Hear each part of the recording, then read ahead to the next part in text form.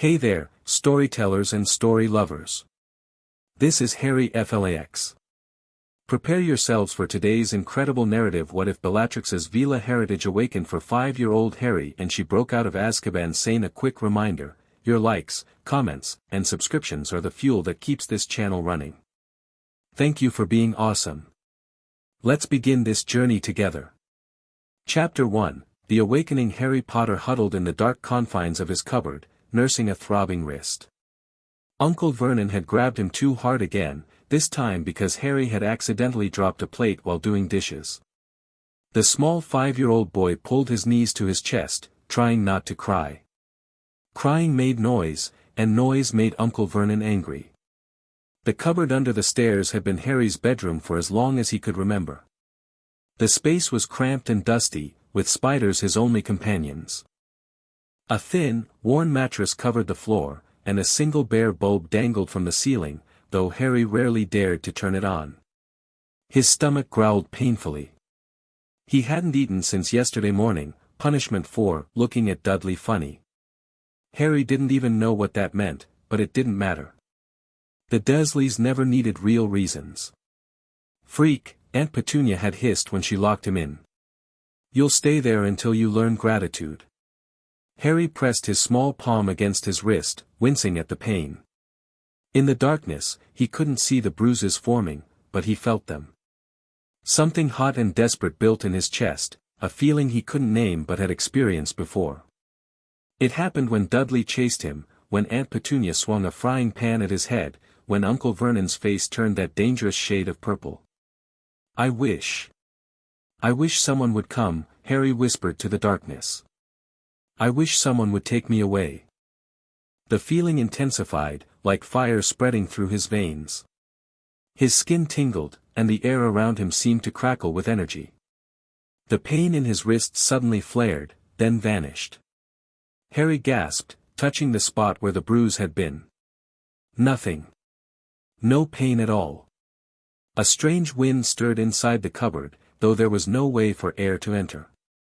It swirled around Harry, lifting his unruly black hair, carrying with it the scent of something wild and electric, like the air right before a thunderstorm. What's happening? Harry whispered, equal parts terrified and fascinated. The bulb overhead flickered to life without being switched on. It glowed brighter and brighter until, with a soft pop, it shattered, raining tiny glass fragments that never touched Harry's skin. In that moment of breaking glass and swirling magic, Harry's desperate wish sent a magical signal shooting across Britain, a beacon of need and blood calling to blood. And somewhere far away, someone answered. The cold of Azkaban was different from ordinary cold. It seeped into your bones, froze your marrow, and slowly, methodically, killed every warm memory you'd ever had. Bellatrix Lestrange had stopped feeling it years ago. Or perhaps she'd simply forgotten what warmth felt like.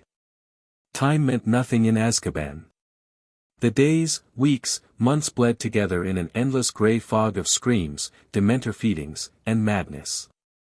She crouched in the corner of her cell, wild black hair hanging in matted tangles around her gaunt face. Her once beautiful features had been ravaged by years of imprisonment and malnutrition. Her dark eyes stared vacantly at nothing, her mind lost in fractured memories and the twisted devotion to her lord that had landed her here. He will return, she muttered, rocking slightly. He will reward his faithful. The Dementors had just completed their rounds, leaving the prisoners even more broken than before. Bellatrix's cousin, Sirius Black, howled from somewhere down the corridor, still insisting on his innocence after all these years. Pathetic. Bellatrix scratched at the faded dark mark on her forearm, her cracked nails drawing blood. The pain was real. The pain reminded her she still existed. And then, something slammed into her chest like a physical blow. Bellatrix gasped, falling backward onto the cold stone floor. Heat flooded her body, so intense after years of cold that she cried out. Her back arched, fingers clawing at her throat as if she were choking. What, she managed to gasp before the next wave hit. This one brought images, flashes of a small boy with messy black hair and startling green eyes. A boy locked in darkness. A boy in pain. A boy who shared her blood. Potter. The name floated into her mind with absolute certainty. Harry Potter. The boy who lived. The child who had somehow defeated her master. She should hate him. She had hated him. But the feeling surging through her now was nothing like hate. It was primal, protective, and absolutely overwhelming. Every cell in her body screamed at her to go to him, to protect him, to destroy anything that threatened him. Bellatrix rolled onto her side, curling into a fetal position as her body transformed from within. The dormant Veela heritage that had skipped generations in the Black family, mentioned only in hushed tones by her grandmother, roared to life inside her. The ancient magic responded to the blood call of a distant relation in desperate need. Harry Potter, son of Doria Potter Black's grandson, carried enough black blood for the magic to recognize him as family. And now, that blood called to her. Memories flooded back with crystal clarity, her childhood, her sisters, her time at Hogwarts. Then came the darker memories, joining the Death Eaters, the torture, the killings, the Longbottoms. Bellatrix clutched her head, moaning. For the first time in years, she saw her actions without the veil of fanaticism. Horror washed over her. "What have I done?" she whispered, tears streaming down her hollow cheeks. But stronger than the horror was the pull, the absolute imperative to reach the boy. Her magic, dormant for years under the influence of Azkaban, surged painfully through her veins. Her nails lengthened slightly, hardening into claws. Her matted hair seemed to undulate with energy. She needed to escape. Now. Bellatrix staggered to her feet, moving to the bars of her cell. She pressed her face between them, searching the corridor. A Dementor glided past, and for the first time since her imprisonment, she felt its effects only distantly. The awakened Veela magic acted as a buffer. She needed a plan. The old Bellatrix would have simply tried to blast her way out, consequences be damned. But new clarity filled her mind. The boy, Harry, needed her alive and free, not recaptured or killed in a failed escape attempt. Bellatrix retreated to her bed, sitting cross-legged as she explored this new magic humming through her. It felt different from wizard magic, wilder, more instinctual. She closed her eyes, focusing on the connection to Harry. There. A tether of magic stretched between them, thin but unbreakable. She could sense his location, Surrey, some Muggle area. And his condition, frightened, hungry, alone. "I'm coming," she whispered, though he couldn't possibly hear. "Wait for me, little one." She needed her wand, or any wand. Without it, even her considerable magical talents were limited. But perhaps. Bellatrix examined her transformed nails, not quite talons, but harder and sharper than human nails should be. She moved to the stone wall of her cell and dragged one nail across it. A thin line appeared in the ancient stone. A smile spread across her face, the first genuine smile in years. 3 nights later, Bellatrix was ready. The moon was dark, providing maximum cover. The prison's magical wards were strongest on the outer walls and windows, designed to prevent escape by flight or apparition. But the interior walls between cells. Those relied more on physical strength than magical barriers. For 3 days, she had scratched at the stones of her cell wall, using her Veela-enhanced nails to slowly, painstakingly create a weakness in the mortar between 2 large blocks. It was tedious, exhausting work, but the pull toward Harry gave her strength she hadn't possessed in years. Her opportunity came during the changing of the guards. A brief window when the Dementors retreated to feed elsewhere in the prison, and the human guards were in transition. Bellatrix placed her palms against the weakened wall and pushed with all her strength. Nothing. She pushed again, muscles straining, teeth gritted against the effort. Still nothing. "Please," she whispered, thinking of the small boy waiting for her. "I need to get to him." Something ignited inside her chest, hot and fierce.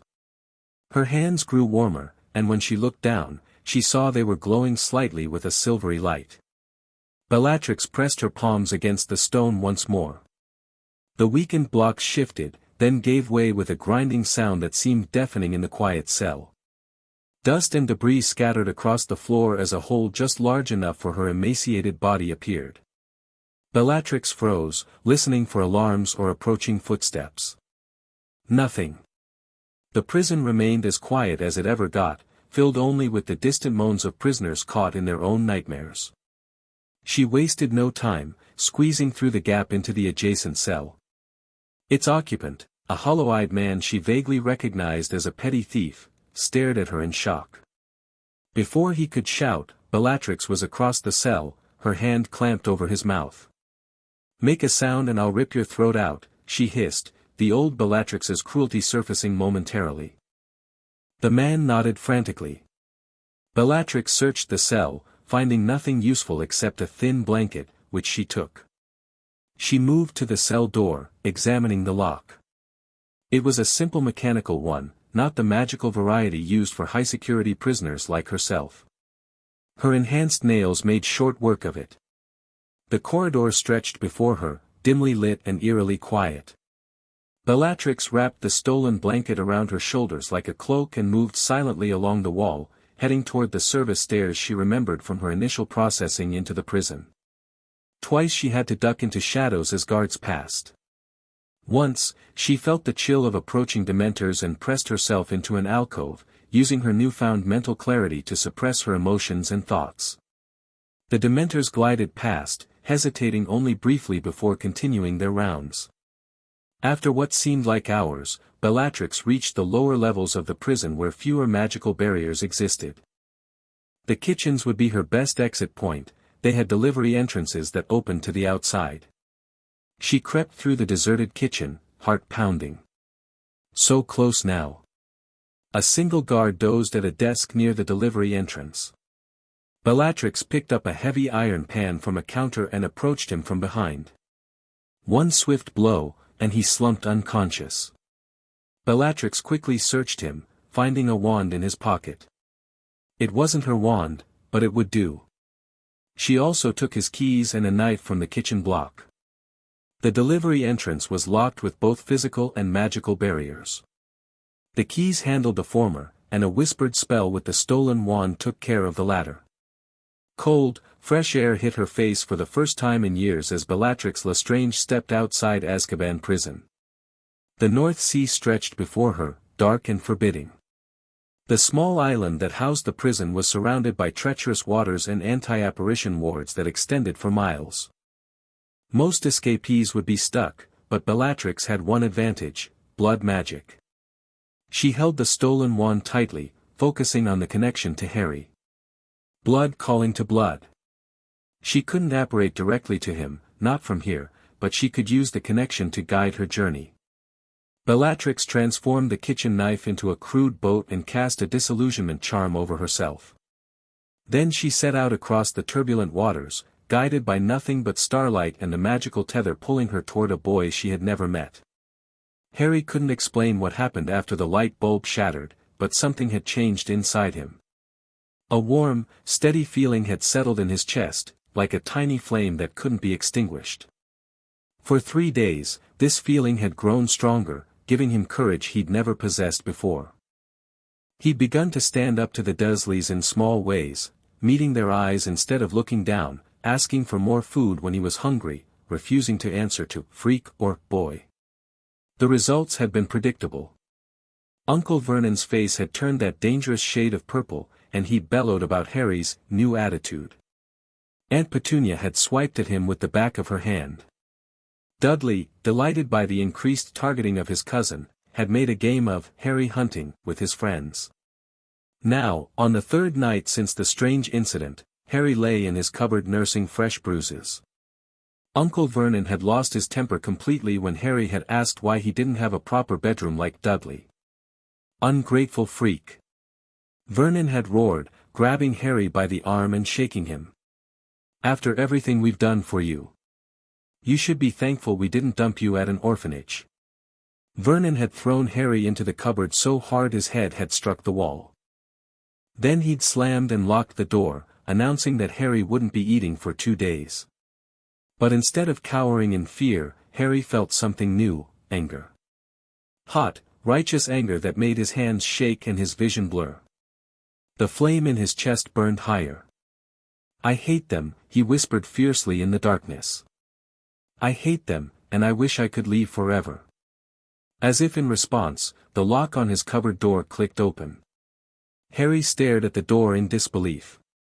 He reached out tentatively and pushed. The door swung open. Heart pounding, Harry crawled out of the cupboard and stood in the darkened hallway. The Dursleys were asleep upstairs. The house was quiet except for the distant rumble of Uncle Vernon's snores. Harry hesitated, torn between fear of punishment and desperate longing for escape. The warm feeling in his chest seemed to tug him toward the front door. "Go," it seemed to say. "Someone is coming for you." Harry didn't understand how he knew this, but the certainty was absolute. Someone was coming for him, someone who would protect him from the Dursleys. He needed to go outside and wait. Moving quickly and quietly, Harry grabbed his oversized jacket from the hook by the door. He slipped his feet into his worn trainers, held together with duct tape. Then, as an afterthought, he ducked back to the kitchen and stuffed his pockets with a few slices of bread and an apple. The front door was locked, but like the cupboard, it seemed to simply click open at Harry's touch. Magic, though he didn't yet know to call it that, was responding to his needs. The night air was cool against his face as Harry stepped outside for the first time in days. Privet Drive was silent and still, the identical houses dark except for the occasional porch light. Harry moved down the garden path and out through the gate, looking both ways down the empty street. Where should he go? The park, he decided. It was only a few blocks away, and he'd be able to hide in the play structure if anyone came looking. Harry set off down the street, staying close to the shadows of hedges and fences. The night didn't frighten him, darkness had been his companion all his life in the cupboard. What frightened him was the possibility of being caught and returned to the Dursleys. The park was deserted when he arrived. Harry climbed into the tunnel of the play structure and huddled there, eating a slice of bread to quiet his rumbling stomach. And then he waited, certain that someone was coming, though he couldn't have explained why. Bellatrix's journey to Surrey was neither direct nor comfortable. After navigating the treacherous waters around Azkaban, she'd made landfall on a remote stretch of Scottish coastline. Exhausted but driven by the insistent pull toward Harry, she'd stolen clothes from a washing line, Muggle jeans and a sweater that hung loosely on her emaciated frame. A disillusionment charm and some careful apparition jumps had brought her south, guided by the magical tether. Each jump brought her closer to the boy, the connection growing stronger as the distance decreased. Now, in the early hours of the morning, Bellatrix stood on a street called Magnolia Crescent, just a short distance from Privet Drive. She could feel Harry's presence nearby, not at the house where she'd expected to find him, but somewhere close. He was outside, alone, frightened but determined. Bellatrix moved through the silent suburban streets like a shadow, her senses alert for any sign of magical surveillance. Dumbledore would surely have protections in place around the boy who lived, yet she detected only the faintest magical signatures, monitoring wards focused on the house, not the surrounding area. The pull led her to a small park tucked between rows of identical houses. Bellatrix approached cautiously, wand ready. The stolen wand felt strange in her hand, resistant to her magic, but it would serve well enough until she could obtain a better match. She sensed Harry before she saw him, a small magical signature, untrained but surprisingly strong, emanating from the play equipment. Bellatrix moved closer, her heart pounding with a mix of anticipation and uncertainty. What would she say to the child? How could she explain who she was, why she had come? The truth was out of the question. "Hello, child. I'm Bellatrix Lestrange, escaped convict and former Death Eater who served the Dark Lord that murdered your parents. But don't worry, I've got Veela blood that's compelling me to protect you. Not likely to inspire trust." Bellatrix paused at the edge of the park, gathering her thoughts. Then, deciding directness was best, she called out softly, "Harry. Harry Potter." A small head poked out from the plastic tunnel, messy black hair framing a pale face. Those green eyes, Lily Evans' eyes, regarded her with a mixture of wariness and hope. "How do you know my name?" the boy asked, his voice small but steady. Bellatrix took a step closer, lowering her wand to appear less threatening. "I've been looking for you. I felt that you needed help." Harry crawled further out of the tunnel but didn't descend from the play structure. Smart boy, maintaining distance from a stranger. "Are you?" He hesitated. "Are you the person I was waiting for?" Bellatrix felt the magic between them pulse in response to his question. "Yes," she said simply. "I believe I am." Harry studied her with an intensity surprising in one so young. "How did you know I was here?" "Magic," Bellatrix replied truthfully. She held up the wand, allowing a small light to glow at its tip. "Lumos." Harry's eyes widened in wonder. "Magic is real?" "Very real. And you have it too." The boy climbed down from the play structure, approaching her cautiously. He was tiny for his age, swimming in clothes several sizes too large. Bellatrix's enhanced vision could make out bruises on his thin arms, and a fresh mark on his forehead. Rage flared within her, hot and vicious. "Who hurt you?" she asked, unable to keep the edge from her voice. Harry flinched slightly. "My uncle. He gets angry when I ask questions or do strange things." "Strange things?" "Like when things move without me touching them.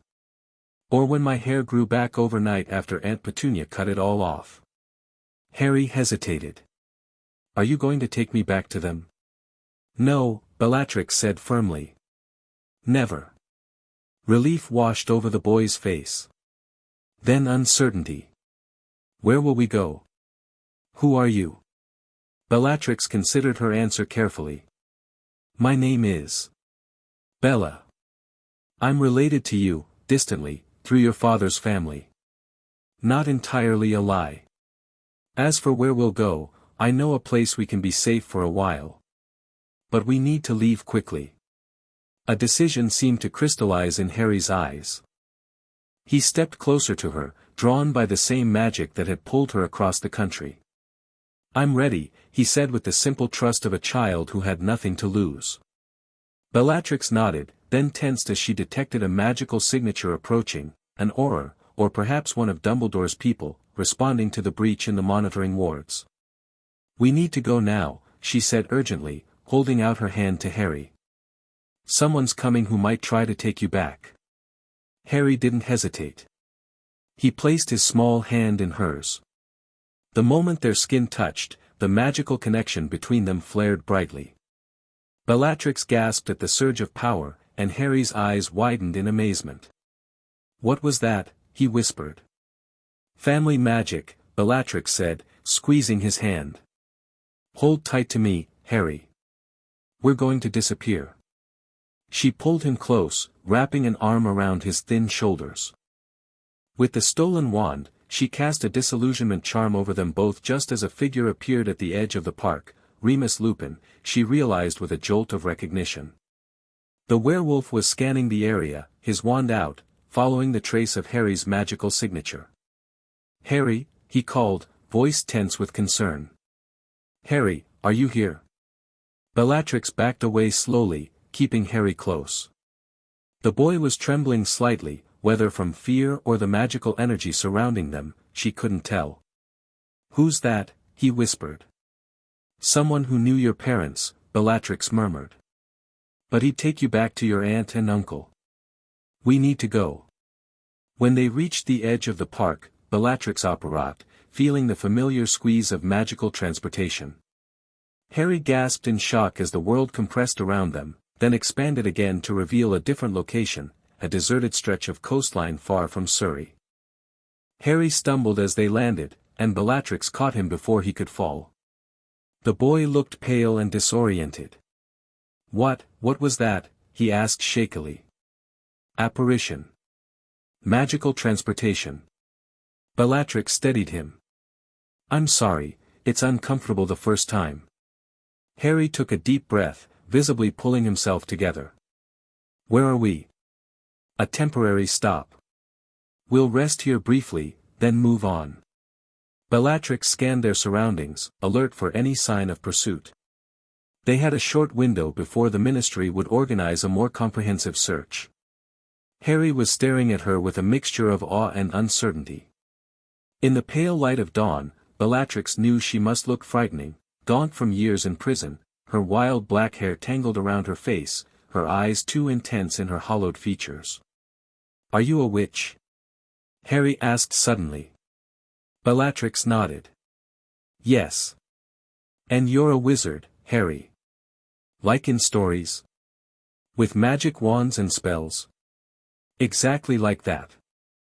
Bellatrix conjured a small flame in her palm, wandless magic coming easier now that she was away from Azkaban's suppressive environment. Harry's face lit up with wonder. Then his expression grew serious again. Why did no one tell me before? Why did the Dursleys say magic wasn't real? Bellatrix hesitated, unsure how much to reveal. The boy deserved truth, but not more than he could handle. Your aunt and uncle fear magic because they don't understand it, she said finally. And there are complicated reasons why you were left with them. Reasons related to what happened to your parents. Harry's green eyes fixed on her intently. They told me my parents died in a car crash. White-hot anger flashed through Bellatrix. They lied. Your parents were murdered by a very powerful, very evil wizard. They died protecting you. Harry's face paled. Murdered? Why? That's a longer story, Bellatrix said gently. One I'll tell you when we're somewhere safer. For now, we need to keep moving. She offered her hand again, and Harry took it without hesitation. His trust both warmed and terrified her. This child, this remarkable, brave child, was placing his life in the hands of a woman who had once served his parents' murderer. The irony was not lost on Bellatrix. I'm hungry, Harry admitted sheepishly. Bellatrix nodded. We'll find food. But first, we need to change our appearance. People will be looking for both of us. She transfigured her stolen clothes into something less conspicuous, a simple dress and cardigan, and then turned her attention to Harry. With careful wand movements, she changed his hair color to a light brown and his eye color to blue. It was basic transfiguration, not as secure as Polyjuice potion, but it would serve for now. There, she said, conjuring a small mirror so Harry could see himself. What do you think? Harry stared at his reflection in amazement. I look different. It's temporary magic. Just a disguise until we're safer. The boy nodded solemnly. Then, with childlike adaptability, he moved on to more pressing concerns. Can we get breakfast now? Bellatrix felt a smile tug at her lips, a strange sensation after so many years of madness and misery. Yes. Let's find breakfast. Miles away, Albus Dumbledore stood in the Dursleys' living room, his expression grave as Vernon and Petunia Dursley cowered before him. The normally twinkling blue eyes were cold as ice. You mean to tell me, he said quietly, that you have no idea when or how Harry left the house? The boy was in his room last night, Vernon blustered, his face an unhealthy shade of puce. We checked on him this morning, and he was gone. Ungrateful little freak must have run away. His room, Dumbledore repeated. Show me. The Dursleys exchanged nervous glances before Petunia reluctantly led Dumbledore to the cupboard under the stairs. The old wizard's face remained impassive as she unlocked it, but the temperature in the hallway seemed to drop several degrees. This, Dumbledore said in a dangerously soft voice, is where you kept Lily and James Potter's son. The cupboard told its own story, the small, stained mattress, the shelf with a few broken toy soldiers, the crude drawing on the wall labeled Harry's room in a child's unsteady hand. Petunia had the grace to look ashamed. He's an unusual boy. Difficult. We didn't know what else, silence. Dumbledore's command cut through the air like a whip. I entrusted you with your sister's child, Petunia. I explained the importance of his safety, of the blood protection that existed while he lived here. We kept him, didn't we?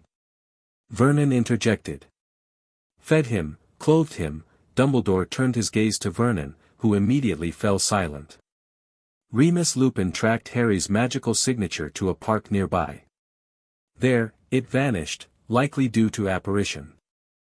Harry Potter, a 5-year-old boy with no knowledge of the wizarding world, could not have apparat himself. What are you suggesting? Petunia asked, wringing her hands. That someone has taken him, Dumbledore replied gravely. The question is who, and why. Few people knew of Harry's location here. The Blood Ward should have prevented anyone with ill intent from approaching the house. Remus Lupin appeared in the doorway, his face haggard with worry. Albus, I've confirmed it. There were 2 magical signatures in that park, Harry's and someone else's. The second one is familiar somehow, but I can't place it. Dumbledore nodded. Alert the Order. We need to find Harry as quickly and quietly as possible. If word gets out that the boy who lived has disappeared. The implications hung heavy in the air. Death Eaters still at large would give anything to find Harry Potter unprotected. What about us? Vernon demanded. What if they come back? Dumbledore regarded him coolly. I sincerely doubt whoever took Harry has any interest in returning here, Mr. Dursley. But I will place protective enchantments around your home nonetheless. His voice hardened. Should Harry be safely recovered, alternative arrangements will be made for his care. Without another word, Dumbledore swept from the house, Remus at his heels. Outside, away from the Dursleys' ears, the old wizard's composure cracked slightly. I have made a grave mistake, Remus, he said quietly. I believed the blood protection so important that I overlooked the possibility that the danger to Harry might come from within his supposed sanctuary. We'll find him, Albus, Remus assured him, though anxiety lined his face. Harry's magical signature is distinctive. If he uses accidental magic again.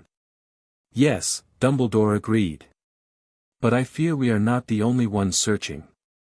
Bellatrix led Harry through a small coastal town, alert for any sign of pursuit.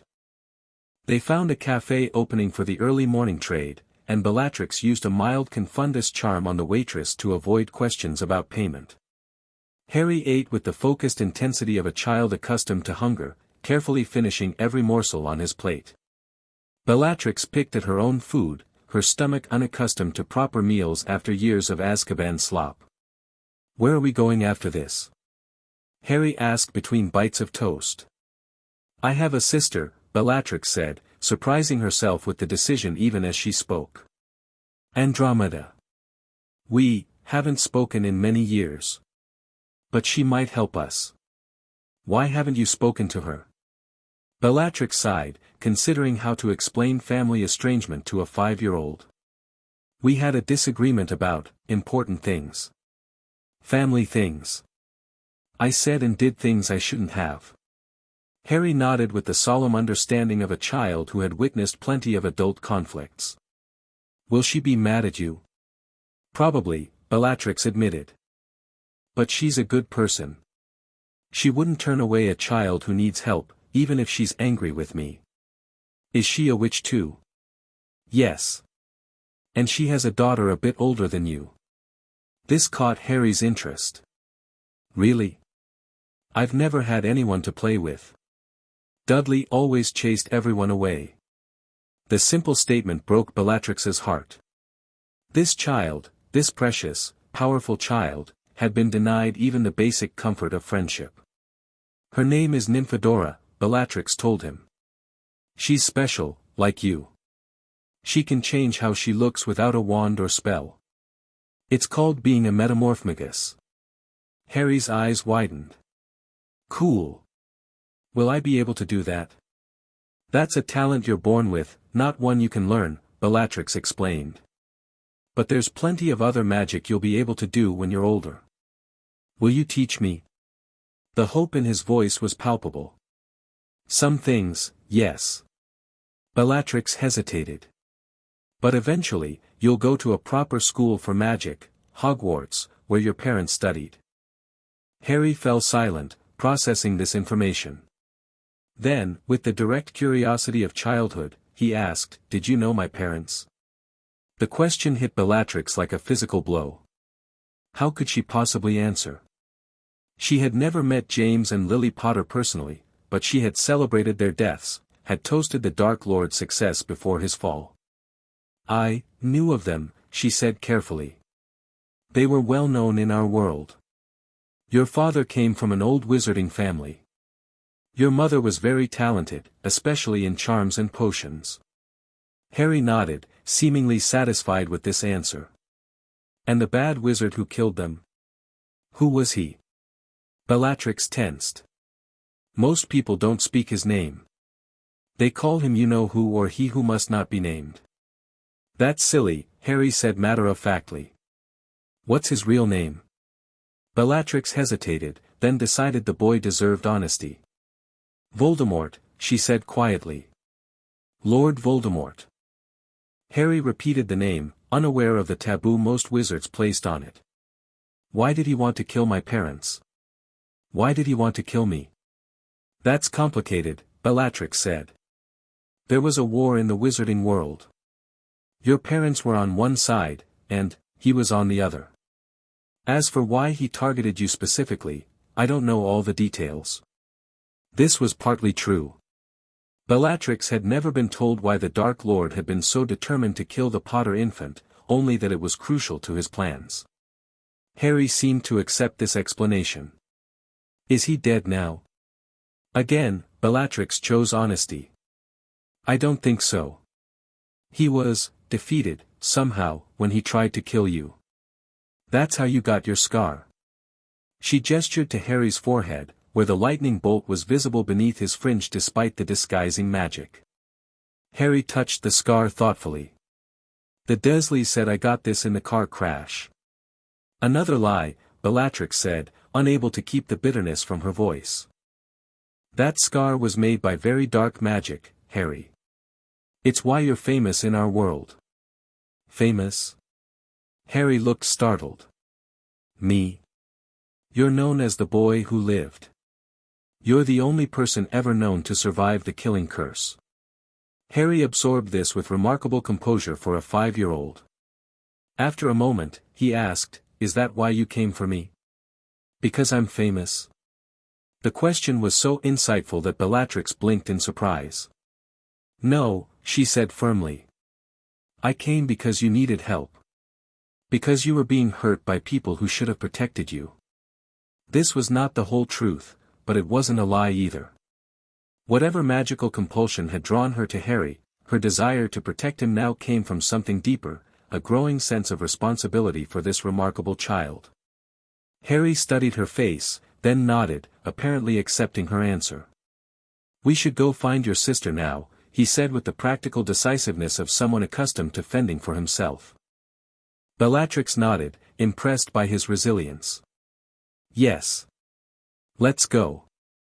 Finding Andromeda proved more challenging than Bellatrix had anticipated.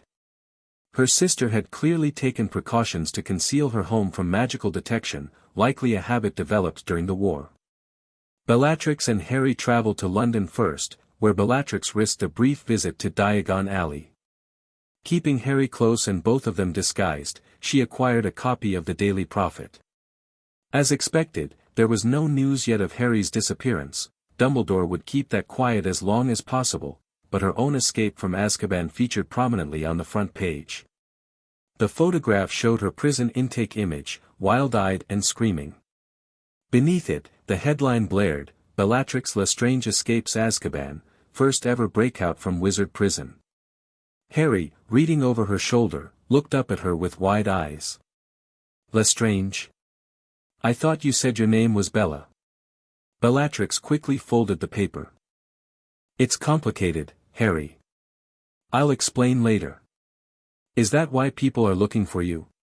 Because you escaped from prison?" Bellatrix nodded reluctantly. "Yes. What did you do? To go to prison? The direct question, asked with a child's innocence, struck Bellatrix to her core. How could she possibly explain her crimes to this boy? I made terrible choices, she said finally. I followed the wrong person. I hurt people. Harry absorbed this with surprising maturity. The bad wizard? The one who killed my parents? Bellatrix nodded, shame washing over her. Yes. But you're different now. Harry's green eyes, currently disguised as blue, searched her face. Yes, Bellatrix whispered. I'm different now. Harry seemed to consider this. Then, with the simple forgiveness of childhood, he took her hand again. Okay. Tears pricked Bellatrix's eyes at the easy acceptance. This child, who had every reason to fear and hate her, was offering trust instead. We need to keep moving, she said, quickly wiping her eyes. It's not safe here.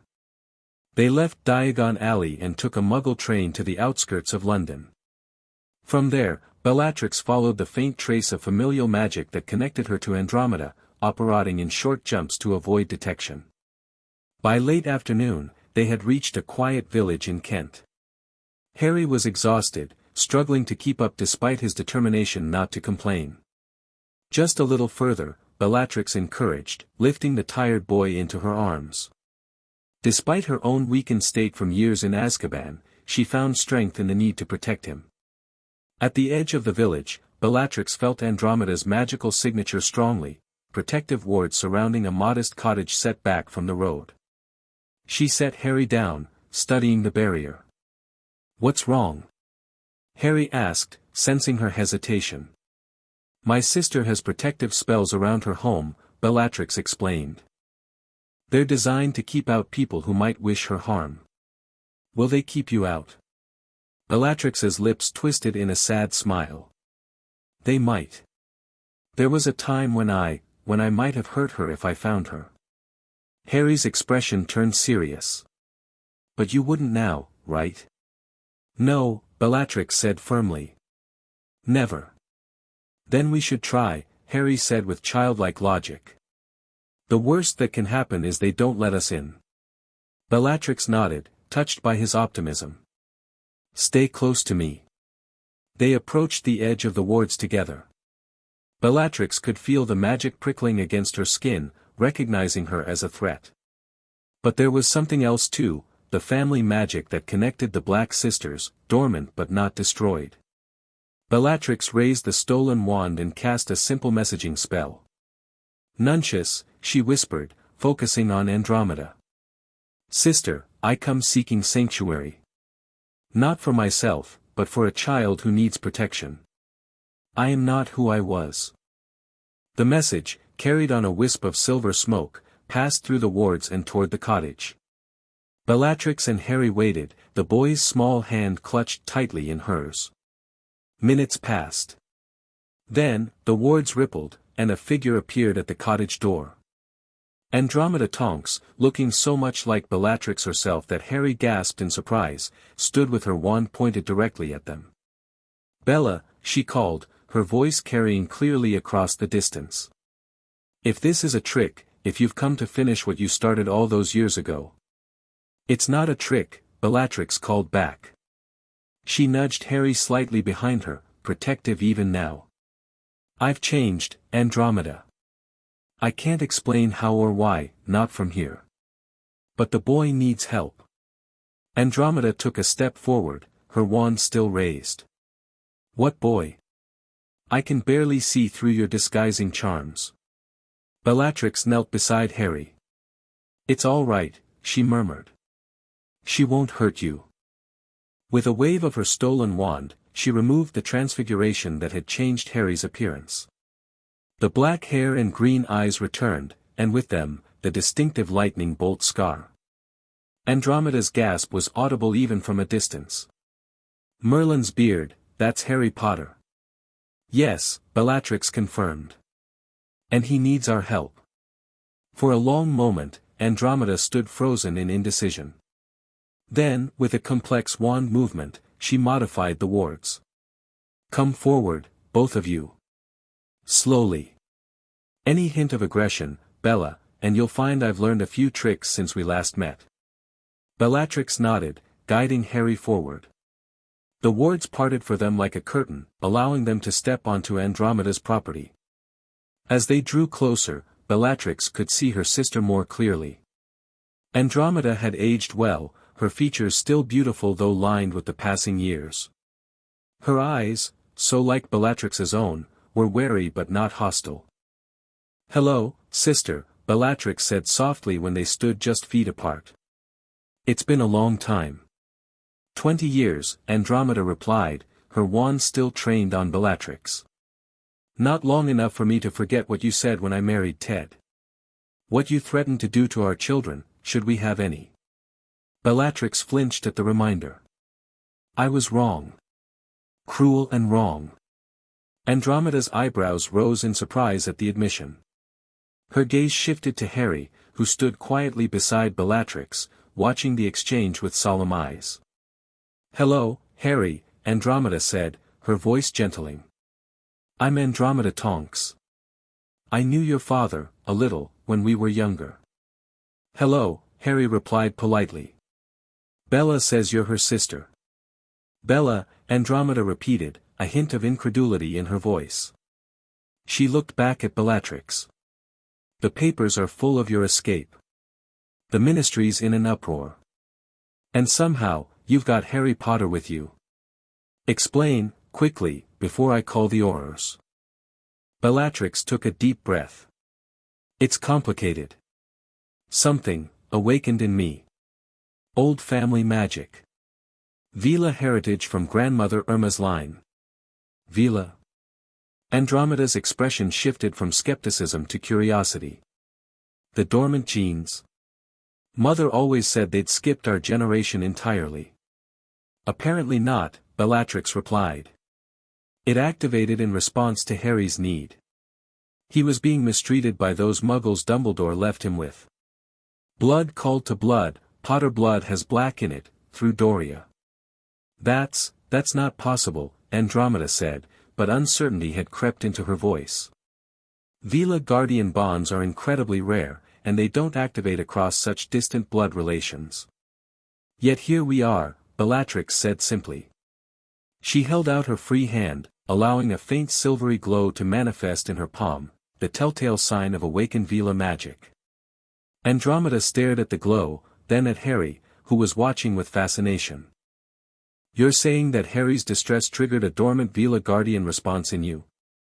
Across hundreds of miles? Through Azkaban's wards?" "Yes. It restored my sanity. Broke through the madness and the Dementor influence." Bellatrix met her sister's eyes. "I know how it sounds, Andy. But you can see the evidence for yourself." Andromeda studied them both for a long moment. Then, reluctantly, she lowered her wand. "Come inside. Both of you."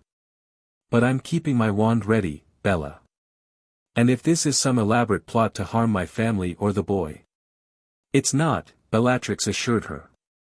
"I swear on our blood." The traditional family oath seemed to reassure Andromeda slightly. She turned and led them toward the cottage, casting protective glances back at Harry as they walked. "Is your daughter here?" Harry asked hopefully. Andromeda glanced back, surprised. "Nymphadora?" "No, she's staying with friends today." "How did you know about her?" "Bella told me," Harry said. "She said Nymphadora can change how she looks without a wand." Despite herself, Andromeda smiled.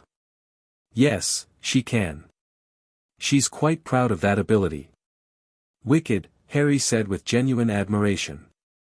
As they reached the cottage door, Andromeda paused, fixing Bellatrix with a searching look. "Whatever's happened to you, Bella, whatever magic has changed you, you're still wanted for terrible crimes. I can't harbor a fugitive indefinitely." "I know," Bellatrix said quietly. "I don't expect you to. But I needed somewhere safe for Harry, just until I can figure out what to do next." Andromeda's expression softened slightly. The boy is welcome here as long as he needs sanctuary. For you. She shook her head. We'll take it one day at a time. Bellatrix nodded, understanding the tentative nature of the offer. It was more than she deserved. They stepped into the warm, cozy cottage, so different from the cold opulence of the Black family home where they had grown up. Harry looked around with undisguised curiosity at the mixture of magical and muggle items that reflected Ted Tonk's heritage. "Is that a television?" he asked, pointing to the device in the corner of the living room. "Yes," Andromeda replied, seeming surprised by the question. "Haven't you seen one before?" "The Dursleys have one, but I wasn't allowed to watch it," Harry explained matter-of-factly. Anger flashed across Andromeda's face. "I see." She turned to Bellatrix. "Perhaps you should explain exactly what kind of mistreatment prompted this magical intervention." Bellatrix glanced at Harry, who was examining a wizarding photograph on the mantelpiece with fascination. "Harry," she said gently, "would you mind if my sister and I talked privately for a moment?" Harry looked up, a flash of anxiety crossing his face. "You won't leave?" The question broke Bellatrix's heart. "No, little one. I promise.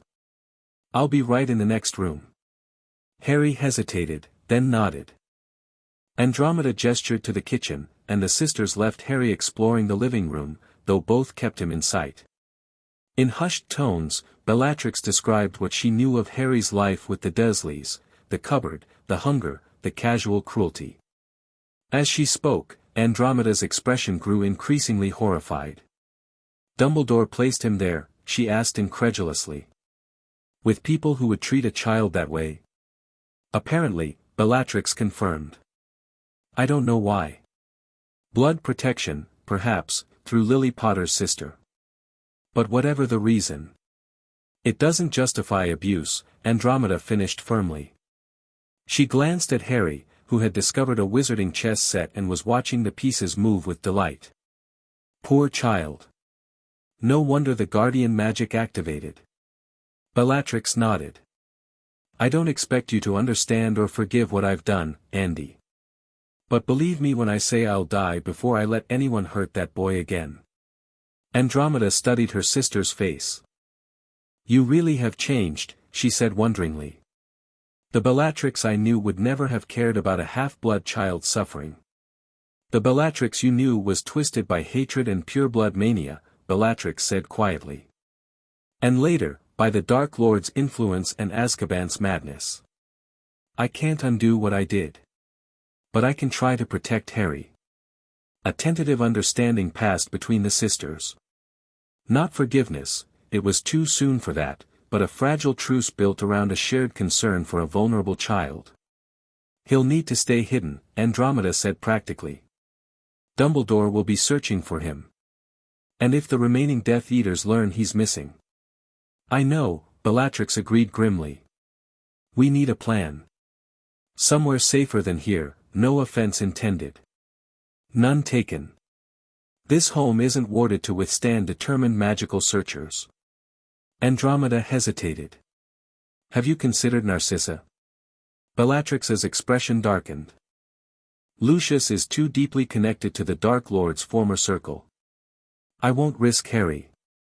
"Narcissa is not Lucius," Andromeda pointed out. "And she has resources we don't. Protection we can't provide." Before Bellatrix could respond, Harry called from the living room. "Bella? Can the pictures really move by magic?" Bellatrix moved back to Harry's side, kneeling to examine the photograph he was pointing to, a family portrait of Andromeda, Ted, and a young Nymphadora with bubblegum pink hair. "Yes, that's wizard photography," she explained. "They capture a moment of time, not just an image." Harry's face lit up with wonder. "Brilliant. Can I learn to do that?"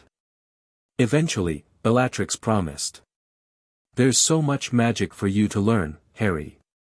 Photography is just the beginning." As Harry continued his exploration, Andromeda pulled Bellatrix aside again. "He trusts you," she observed. "Completely." "I know," Bellatrix replied softly. It terrifies me. Good, Andromeda said. That means you understand the responsibility. She paused, then added reluctantly, you can stay tonight. Both of you. Ted is away visiting his brother, and Nymphadora won't be back until tomorrow. That gives us time to figure out a longer-term solution.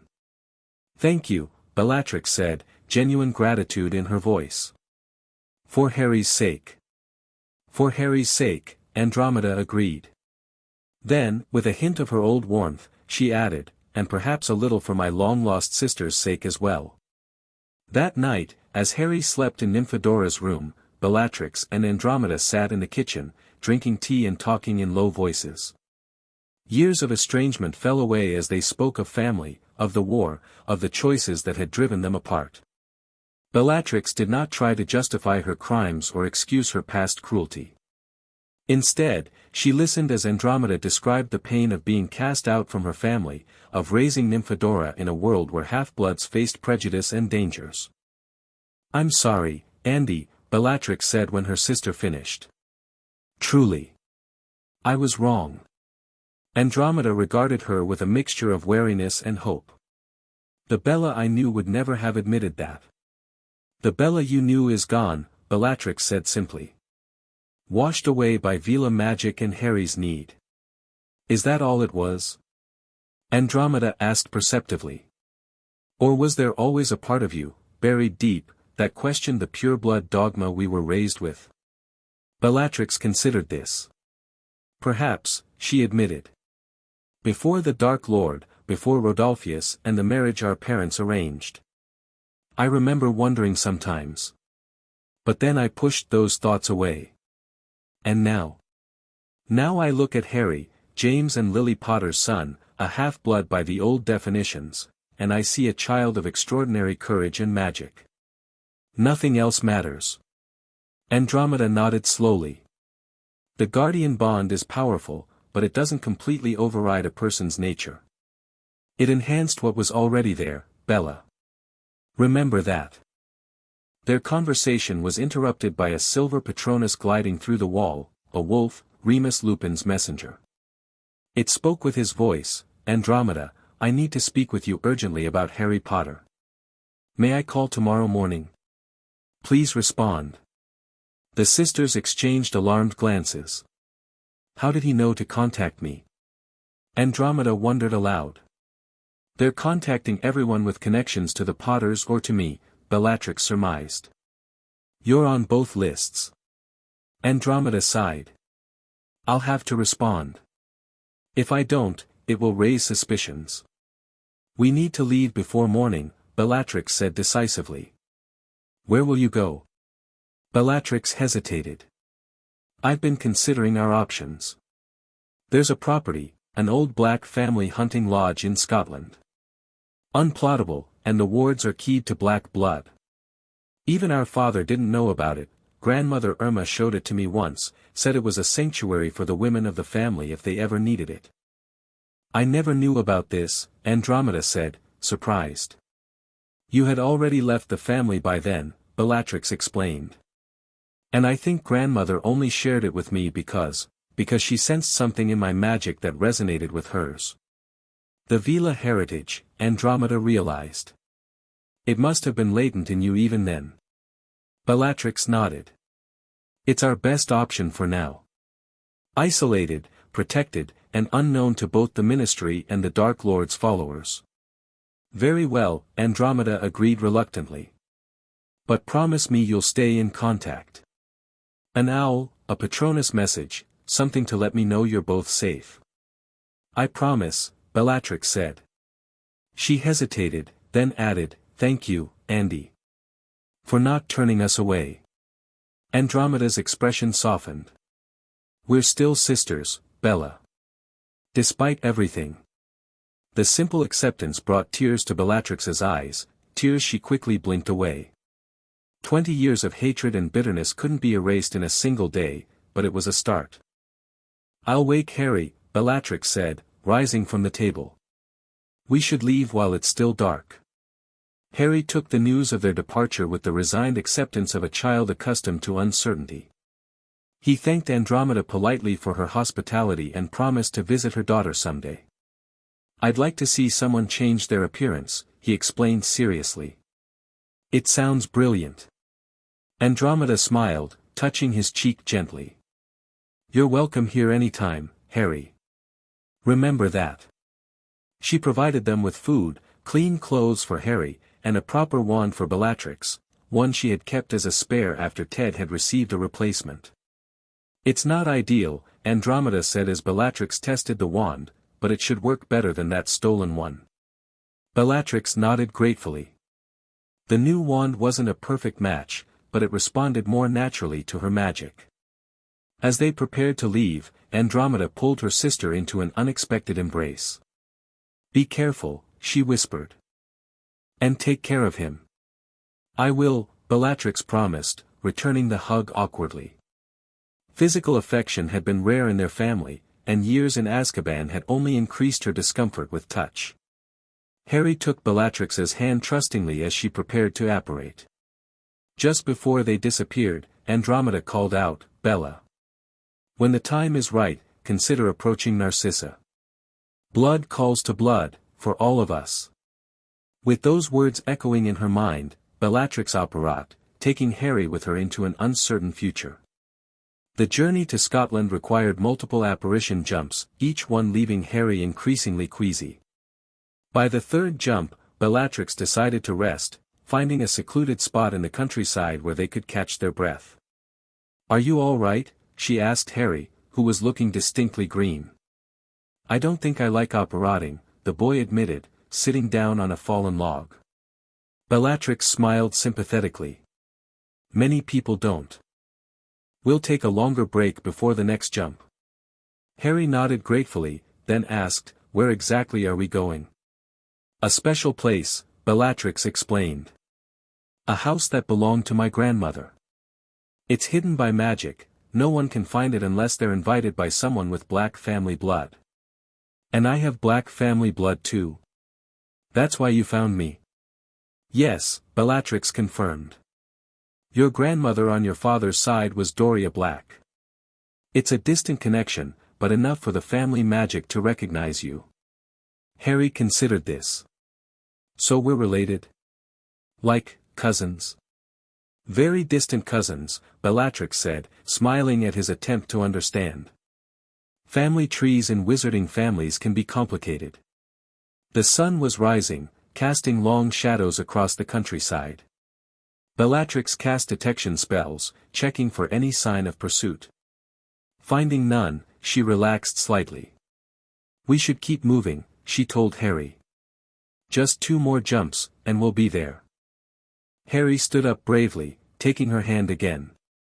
"I'm ready." The final apparition brought them to a wild, remote part of the Scottish Highlands.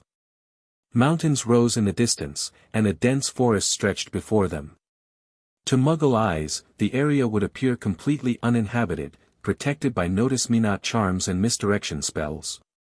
Bellatrix led Harry through the trees, following a path only she could see. The Veela magic within her seemed to brighten as they approached their destination, resonating with the ancient wards. "It's just ahead," she told Harry. "Can you feel anything?" Harry frowned in concentration. "It's warm. Like the feeling I had before you found me." Bellatrix nodded, impressed by his sensitivity to magic. "That's the family wards recognizing your blood." They emerged from the trees into a small clearing. At first, the space appeared empty. Then Bellatrix raised her wand, murmuring words in an ancient dialect that predated modern spells. "Revelio domum sanguinis." The air shimmered, and a cottage materialized before them, not large, but solidly built of grey stone with a slate roof. Climbing roses covered one wall, and smoke curled from the chimney despite the building having been unoccupied for decades. "The house maintains itself," Bellatrix explained, seeing Harry's surprise. "Grandmother's magic." They approached the door, which swung open at Bellatrix's touch. Inside, the cottage was warm and welcoming, a stark contrast to the cold austerity of traditional black family homes. The main room had comfortable furniture arranged around a fireplace, bookshelves lined the walls, and a small kitchen area occupied one corner. "It's brilliant," Harry breathed, looking around in wonder. "There are 2 bedrooms through that door," Bellatrix said, pointing. "And the kitchen is stocked with preserved foods that never spoil. We're safe here, Harry. We can rest." For the first time since their journey began, Bellatrix felt some of the tension leave her body. Here, protected by ancient family magic, they could take time to plan their next steps. Harry explored the cottage with childlike curiosity, opening cupboards and examining the magical artifacts displayed on shelves. In the smaller of the 2 bedrooms, he found toys that must have belonged to black children generations ago, a magical chess set, gobstones, and a toy broomstick that still hovered a few feet off the ground. "Can I try it?" he asked excitedly, pointing to the broomstick. Bellatrix hesitated, then nodded. "Just inside the house for now. And be careful, it's very old." Harry's delight as the broomstick rose beneath him, carrying him slowly around the room, brought an unexpected smile to Bellatrix's face. Despite everything, the danger, the uncertainty, the darkness of her past, she found joy in this child's simple pleasure. Later, as Harry slept peacefully in the smaller bedroom, Bellatrix sat by the fire, deep in thought. The magical connection between them had stabilized, no longer the desperate pull that had drawn her from Azkaban but a steady, warm presence in her mind. She knew they couldn't hide forever. Dumbledore would be searching, as would the Ministry. Sooner or later, decisions would have to be made about Harry's future. But for now, they were safe. For now, she could protect him. Bellatrix stared into the flames, remembering Andromeda's parting words. "Blood calls to blood." Perhaps, when the time was right, she would reach out to Narcissa. The 3 black sisters, united again after so many years. But that was for tomorrow. Tonight, she would guard Harry's sleep and plan for the days ahead. Outside the cottage, unseen by either occupant, a large black dog paused at the edge of the clearing, head raised as if catching a scent on the wind. It stood motionless for a long moment, then turned and disappeared silently into the forest. The search for Harry Potter had begun. Chapter 2, Blood and Magic. The first rays of dawn filtered through the cottage windows, catching dust motes dancing in the air. Bellatrix stood in the small kitchen, staring out at the mist-shrouded Scottish Highlands. She'd slept fitfully, her body still adjusting to freedom after years in Azkaban. Every creak of the old cottage had jolted her awake, hand reaching for the wand under her pillow. A soft padding of feet announced Harry's arrival. The boy rubbed sleep from his eyes, his wild black hair standing up in all directions. "Morning," he yawned, climbing onto one of the kitchen chairs. "Is there breakfast?" Bellatrix turned from the window, a small smile tugging at her lips. "Good morning, little one." "Yes, the pantry is magically stocked." She gestured to the porridge simmering on the ancient stove. "I found some honey too." Harry's face lit up. The simple pleasure of a child anticipating a sweet breakfast struck Bellatrix like a physical blow. How long had it been since she'd experienced such uncomplicated joy? Had she ever? "Did you sleep well?" she asked, setting a bowl before him. Harry nodded, already shoveling porridge into his mouth. "The bed's brilliant. Much better than my cupboard." Bellatrix's hand tightened on her wand. Every casual mention of his mistreatment stoked the protective fire burning inside her. The Veela magic responded to her emotions, causing a silvery glow to shimmer briefly along her skin. "What's that?" Harry asked, pointing at the glow with his spoon. "The magic that connects us," Bellatrix explained, forcing herself to calm down. "It responds when I feel protective of you." Harry considered this with a thoughtfulness beyond his years. "Is it like having a mum?" The question caught Bellatrix completely off guard. I don't know," she admitted honestly. "I'm not sure I'd make a very good mother, Harry." "You're better than Aunt Petunia," he said with absolute certainty. "She never made me porridge with honey." Something between a laugh and a sob escaped Bellatrix's throat. That's a very low bar, little one. Harry shrugged, returning to his breakfast. His adaptability amazed her. This child who had endured years of neglect now sat calmly eating porridge with a former Death Eater as if it were the most natural thing in the world. We need to talk about what happens next, Bellatrix said, sitting across from him with her own bowl. We're safe here for now, but people will be looking for both of us. The wizard with the long beard? Harry asked. Bellatrix raised an eyebrow. You've met Dumbledore? I saw him in my dreams sometimes, Harry said casually. With a phoenix and lots of silver things that spin. Bellatrix stared at him. Harry, that's unusual. Most people don't remember dreams that clearly, especially about people they've never met. Harry just shrugged again. I remember lots of dreams. There's a bad one with green light and a woman screaming.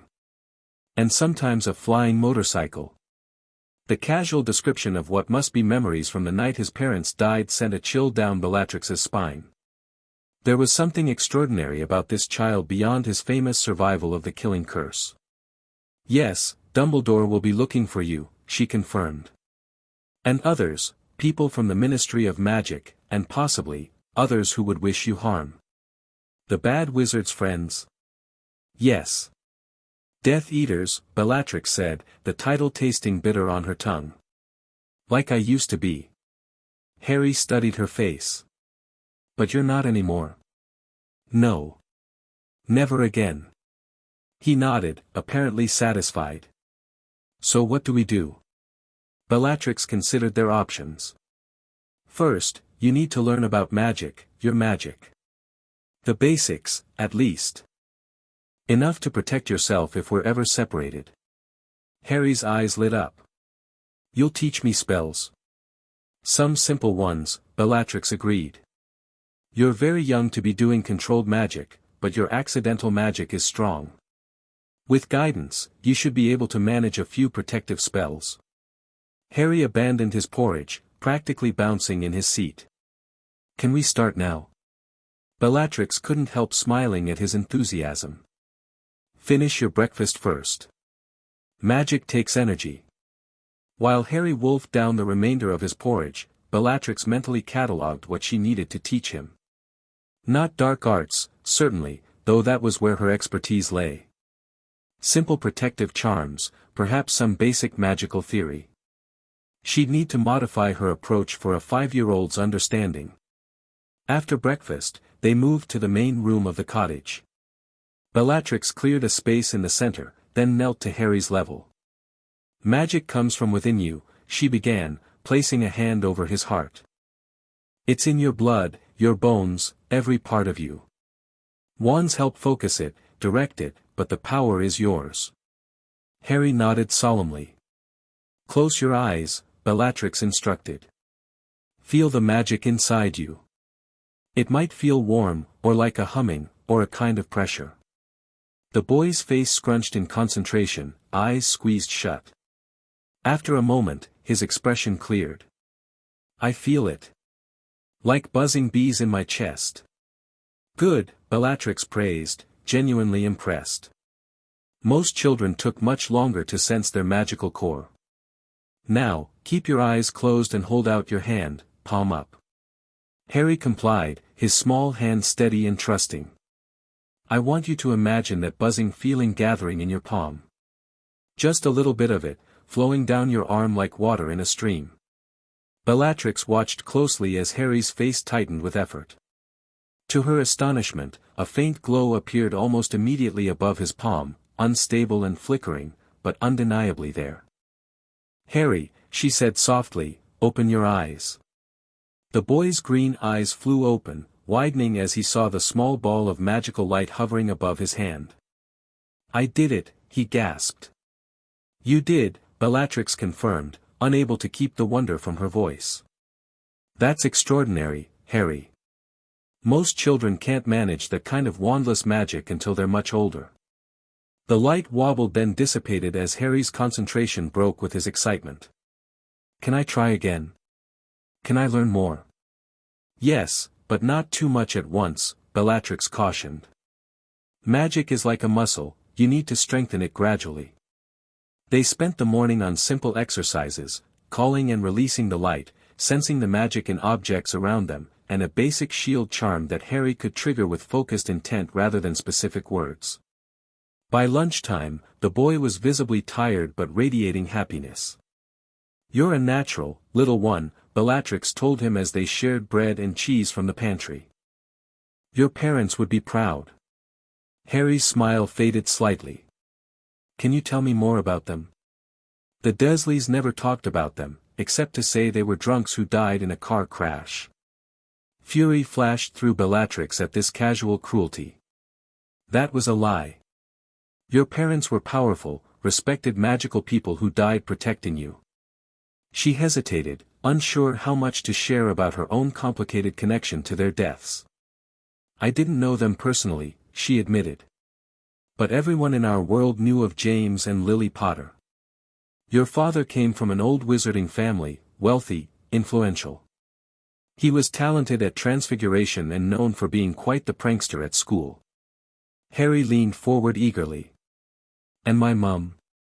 "Lily Evans was Muggle-born, meaning her parents weren't magical, but she was extraordinarily gifted.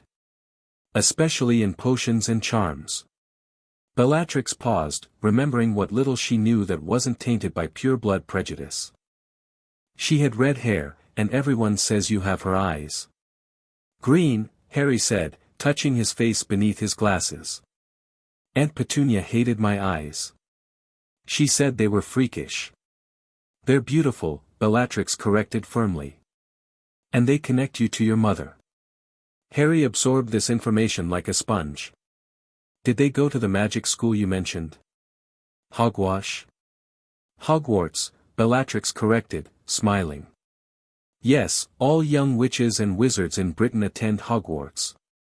You'll go too, when you turn 11. 6 years, Harry calculated quickly. "That's ages away." "It will come faster than you think," Bellatrix assured him. "And by then, you'll already know some magic." After lunch, while Harry napped, still exhausted from their journey and his magical exertions, Bellatrix explored the cottage more thoroughly. The bookshelves contained old family journals, magical texts, and several volumes on Veela heritage that her grandmother must have collected. She selected one titled Veela Bloodlines, Dormant Traits and Awakening, settling into a chair to read. The text confirmed much of what she had already guessed. Dormant Veela traits could remain hidden for generations, only to be activated by extreme circumstances, usually involving the protection of blood kin. Once awakened, the traits were permanent, though they might wax and wane in strength depending on proximity to the trigger relative. What surprised Bellatrix was the description of the magical bond that formed between guardian and ward, not merely compulsion but transformation. The guardian's very nature shifts to prioritize the ward's well-being above all else, including self-preservation. In cases of previously corrupted magical signatures, the awakening may serve as purification, burning away external influences to restore the guardian's core self. Bellatrix closed the book, staring into the fire. Was that what had happened to her? Had the Veela magic burned away the Dark Lord's influence, the Black family madness, the corruption of Azkaban? Had it revealed a core self she'd never known existed? Her contemplation was interrupted by a soft tapping at the window. A handsome tawny owl perched on the sill, a letter tied to its leg. Bellatrix tensed, drawing her wand as she approached.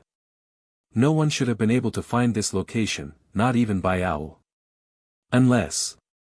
She opened the window cautiously. The owl hopped inside, extending its leg with the letter. The Black family seal was immediately recognizable, not the main branch's crest, but Andromeda's personal variation.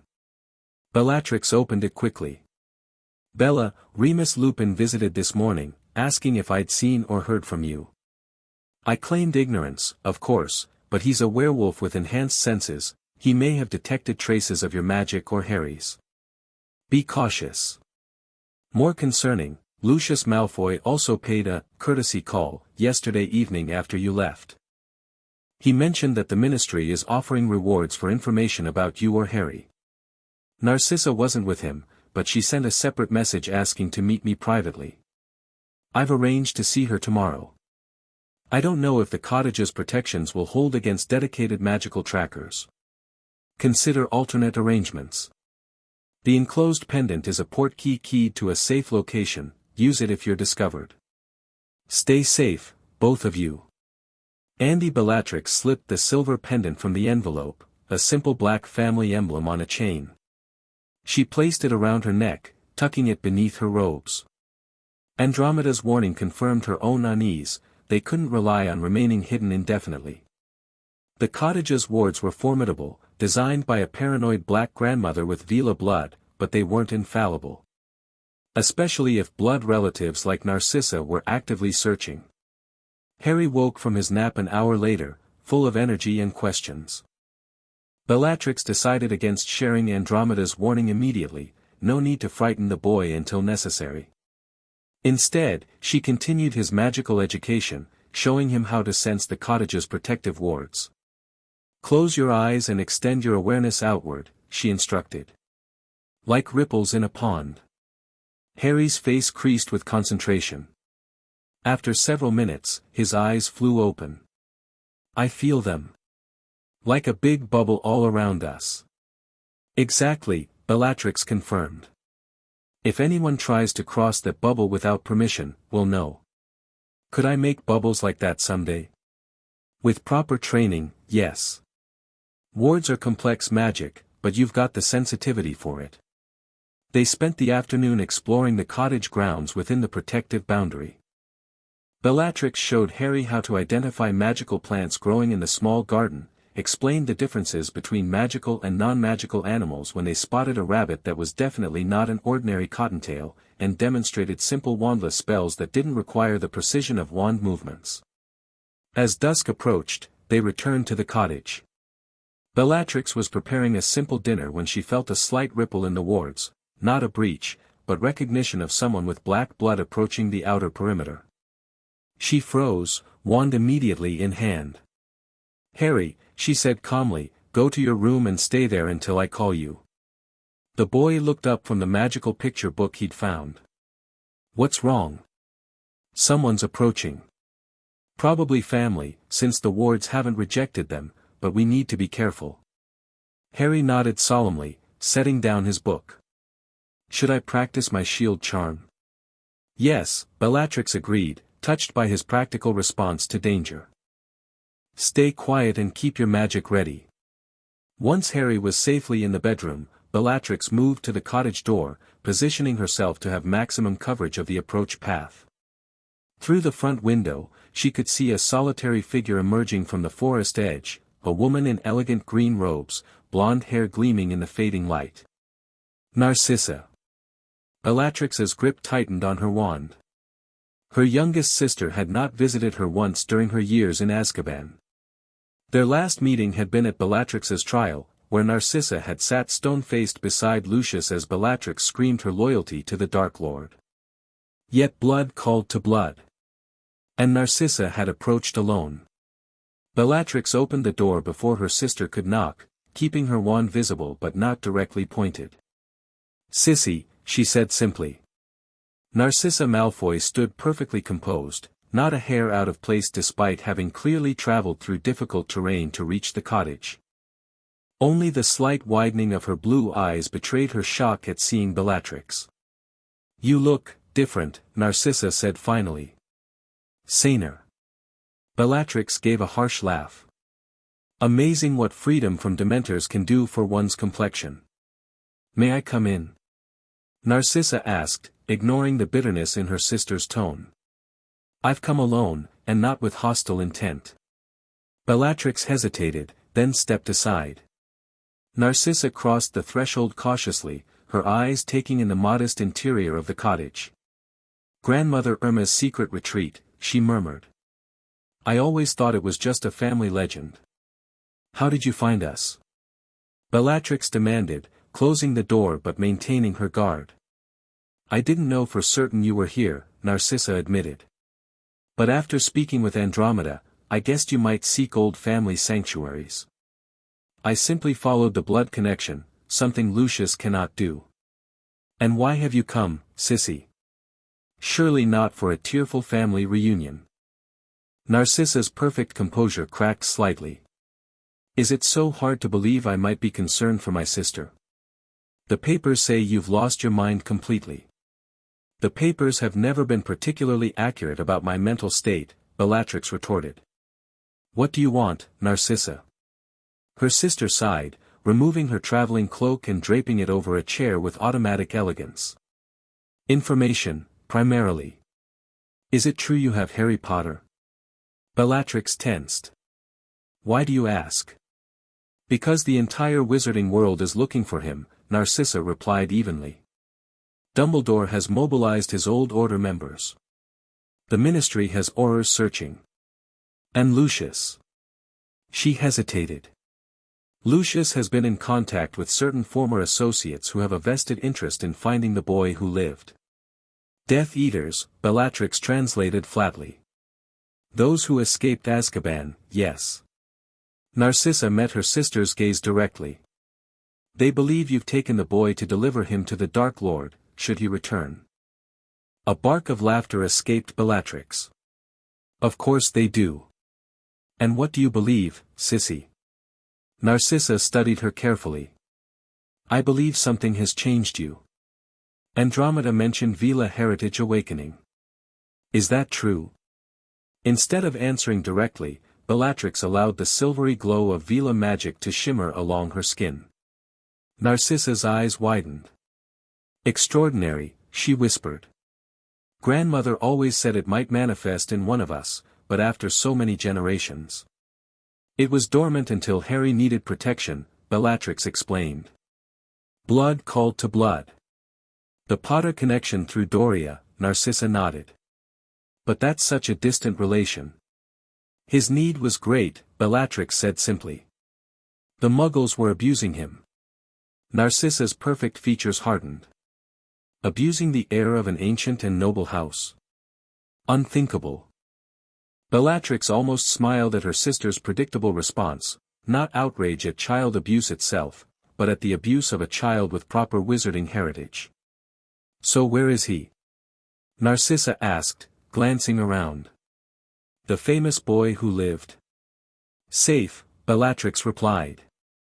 And staying that way. What exactly are you offering, Narcissa? Why come here alone, without telling your husband? A complex emotion flickered across Narcissa's face. Lucius and I don't always share identical interests. He sees the boy as leverage, political capital to be traded. I see. She paused. I see a child Draco's age, and my sister returned from madness. Family matters, Bella. It didn't seem to matter much when I was rotting in Azkaban, Bellatrix observed coldly. That was different. You were. Narcissa faltered. Guilty. Insane. Expendable. Unreachable, Narcissa finished quietly. The sister I knew was gone, replaced by someone I didn't recognize. But now. She gestured to Bellatrix. Now I see glimpses of the Bella I remember. A tense silence fell between them. Bellatrix could sense the genuine emotion beneath her sister's composed exterior, but years of betrayal and abandonment made trust difficult. He's here, isn't he? Narcissa asked softly. I can feel a child's magic in this house, wild but powerful. Before Bellatrix could respond, a small voice called from the bedroom doorway. Bella? Is everything okay? Harry stood there, wand clutched inexpertly in his small hand, magic visibly shimmering around him in an instinctive shield charm. Bellatrix felt a surge of pride mixed with exasperation at his disobedience. I thought I told you to stay in your room, she said, though there was no real anger in her tone.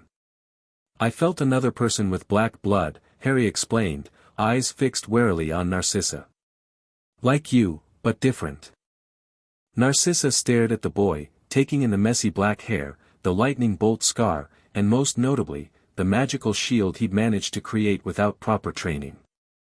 Remarkable, she murmured. He sensed the family connection. Bellatrix moved to Harry's side, placing a protective hand on his shoulder. Harry, this is my younger sister, Narcissa Malfoy. You have another sister? Harry asked, looking up at her with curious green eyes. Yes. Andromeda is the middle sister, and Narcissa is the youngest. Harry studied Narcissa with undisguised interest. Your hair is very different. A smile tugged at Narcissa's lips despite her usual reserve. The black family trait of dark hair skipped me entirely. Harry, Bellatrix said gently, Narcissa is trustworthy. He has a gift for sensing intentions. Harry's face scrunched in concentration as he focused on Narcissa. After a moment, he said, she's worried about you. And me. And someone called Draco? But there's a secret she's not telling. Narcissa looked startled. How did you, legilimency? Bellatrix guessed, looking at Harry with new appreciation. Harry shrugged. I don't know what that is. I just feel what people are feeling sometimes.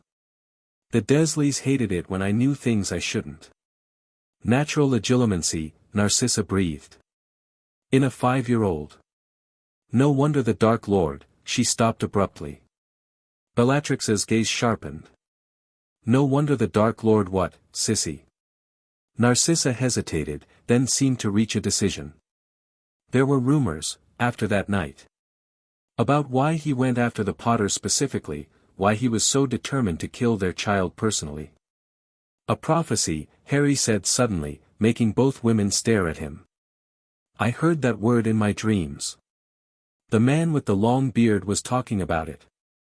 Bellatrix and Narcissa exchanged alarmed glances. Harry, Bellatrix asked carefully, what else did you hear about this prophecy? The boy's face creased with effort. Something about being born as the 7th month dies. And having the power the Dark Lord knows not. He looked confused. I don't know what that means. Neither do I, Bellatrix admitted, though her mind was racing. A prophecy would explain the Dark Lord's obsession with killing an infant. Voldemort had always been paranoid about threats to his power. Narcissa had gone pale. If there truly is a prophecy, and the boy is remembering actual conversations rather than dreams. She looked at Harry with new wariness. Dumbledore must be desperate to find him. Which brings us back to why you're here, Bellatrix said. What exactly are you offering, sissy? Narcissa straightened, decision made. Information. Protection, where I can provide it without Lucius's knowledge. And. She hesitated, a potential safe haven, should this one be compromised. Malfoy Manor? Bellatrix asked incredulously. Where Lucius hosts Death Eater reunions in the drawing room. Not the manor, Narcissa said. The Black Summer home in France. It's still under Black family protections, not Malfoy wards. Lucius has no access. Bellatrix considered this. The French property had been part of Narcissa's dowry, technically under her sole control despite her marriage. It was a viable option if they needed to flee the country. Why would you risk helping us? Bellatrix asked bluntly. Your husband has made choices I haven't always agreed with, Narcissa interrupted, a rare hint of emotion breaking through her composure. I watched my oldest sister descend into madness serving the Dark Lord. I lost my middle sister to family pride. I will not, she stopped, composing herself. Family should come first, Bella. Always. Harry, who had been following this exchange with remarkable attentiveness for a child his age, suddenly piped up, she's telling the truth. About wanting to help. Bellatrix looked down at him, then back at Narcissa. Very well. Information first. What's happening in the search for us? Narcissa sat gracefully in a chair by the fire, relaxing slightly now that her offer had been conditionally accepted.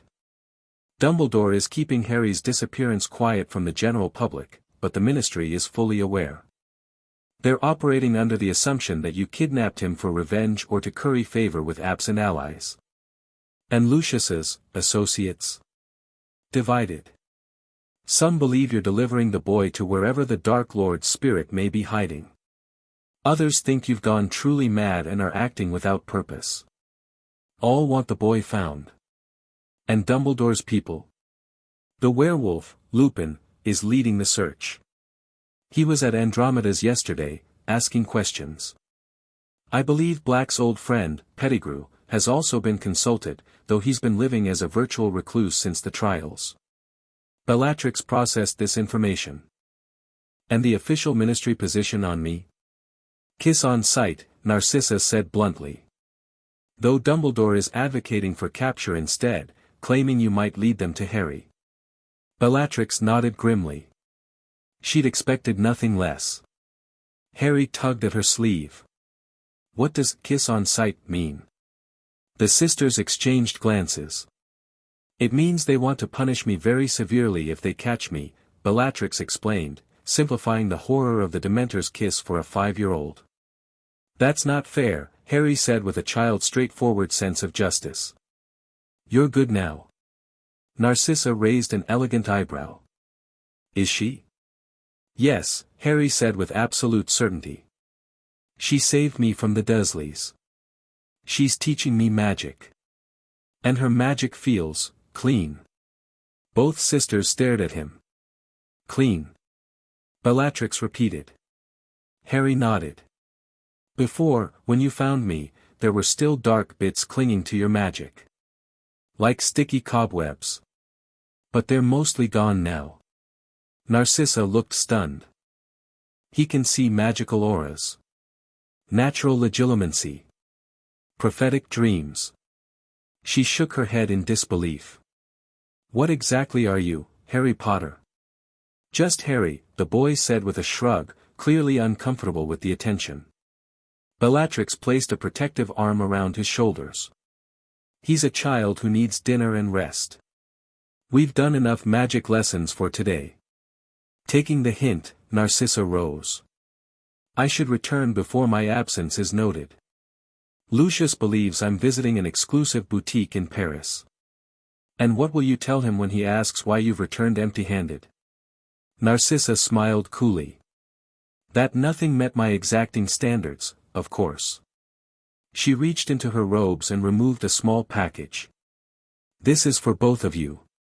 Expanded on the inside, containing some necessities, proper clothes for Harry, healing potions, a few books on elementary magic suitable for children, and emergency port keys to the French house. Bellatrix accepted the package cautiously. Thank you, Sissy.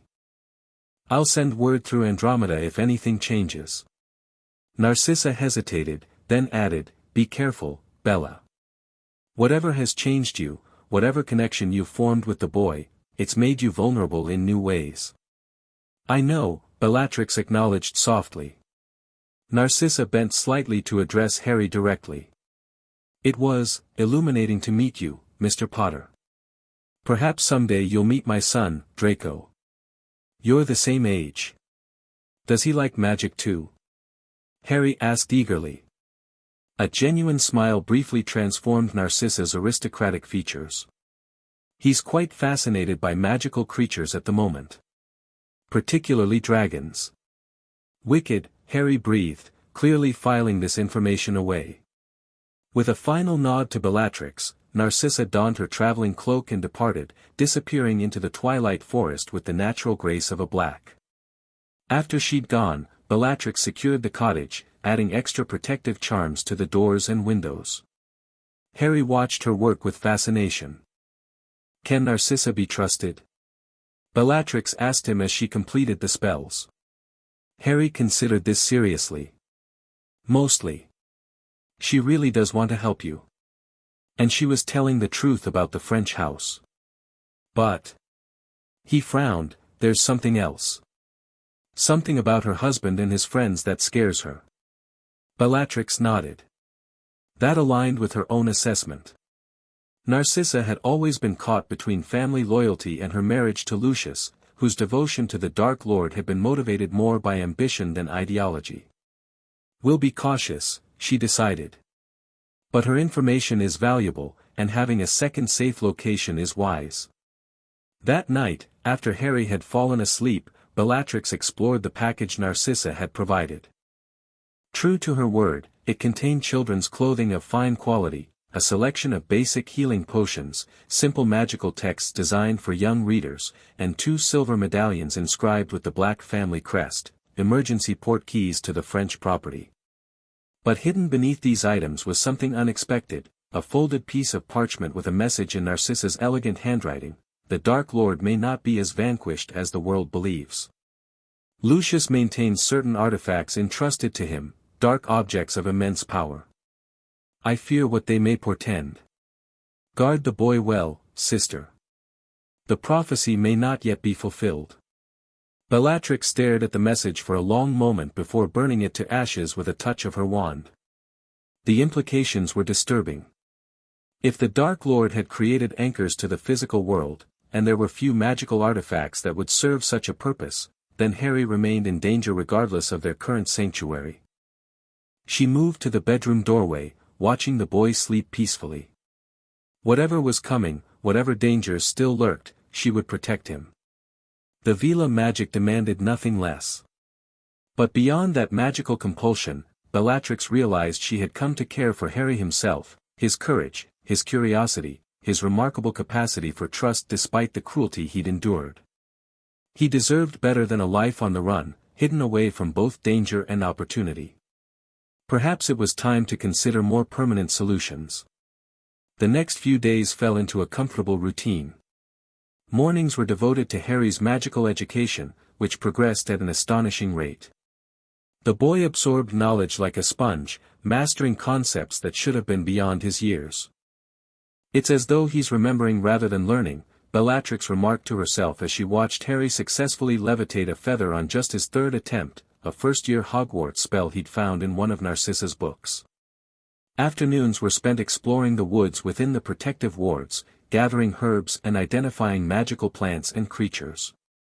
Harry showed particular aptitude with magical creatures, approaching them without fear and often gaining their trust where they would have fled from Bellatrix.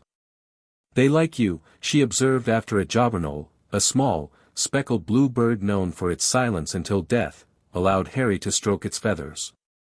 "I'm small," Harry explained pragmatically. "Less scary."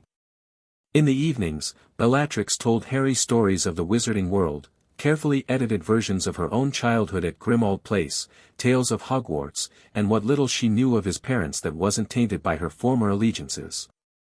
It was during one such evening, as they sat before the fire with mugs of hot chocolate, that Harry asked the question she'd been dreading. "Bella, why were you in prison?" Bellatrix set down her mug carefully. "I did terrible things during the war, Harry. Hurt people. Used magic in ways it shouldn't be used. Because of the bad wizard. Voldemort?" She flinched slightly at the name. "Yes. I believed in his cause, or thought I did. I was devoted to him." The admission tasted like ash in her mouth. Harry considered this with his usual solemn thoughtfulness. "But you don't believe in that stuff anymore?" "No," Bellatrix said firmly. "The Veela magic changed something in me, broke his influence, cleared my mind. But that doesn't erase what I did. My teacher at school said people can change," Harry offered. "That everyone deserves a second chance if they're really sorry." The simple wisdom pierced Bellatrix's heart. "Your teacher sounds very wise, little one. But some things are hard to forgive." "I forgive you," Harry said simply. "You saved me." Tears pricked at Bellatrix's eyes. This child's capacity for forgiveness was extraordinary, perhaps because he was too young to fully comprehend the magnitude of her crimes, perhaps because his own suffering had given him a unique compassion. "Thank you," she whispered, unable to say more past the lump in her throat. Their peaceful routine was shattered the next morning when Bellatrix felt a violent ripple in the wards, not a breach, but a warning that someone was methodically testing them, searching for weaknesses. She jolted awake, grabbing her wand from beneath her pillow. "Harry," she called, rushing to his room. "Wake up, quickly." The boy sat up groggily, reaching for his glasses. "What's wrong?" "Someone's testing the wards," Bellatrix explained, already gathering essential items into a bag, Narcissa's package, a change of clothes for each of them, the emergency port keys. "We need to be ready to leave." Harry scrambled out of bed, pulling on the clothes she handed him without question. His quick, practical response to danger again reminded Bellatrix of how the Dursleys' mistreatment had forced him to mature beyond his years. "Who is it?" he asked, voice steady despite the circumstances. Bellatrix extended her senses through the wards, trying to identify the magical signatures. "At least 2 people," she replied. "One feels familiar somehow." She moved to the window, peering cautiously through the curtains. In the early morning mist, she could make out 2 figures at the edge of the clearing, a tall man with graying hair and another, shorter and somewhat plump. "Lupin," she murmured, recognizing the werewolf from their Hogwarts days. "And Pettigrew?" That made no sense. Peter Pettigrew had betrayed the Potters to the Dark Lord, she knew this firsthand, though she'd never revealed it during her trial. Why would he be helping search for Harry now? Unless... A horrifying suspicion bloomed in Bellatrix's mind. If no one knew of Pettigrew's betrayal, if he'd somehow escaped suspicion while Sirius took the blame. "We need to leave," she said urgently, returning to Harry's side. "Now.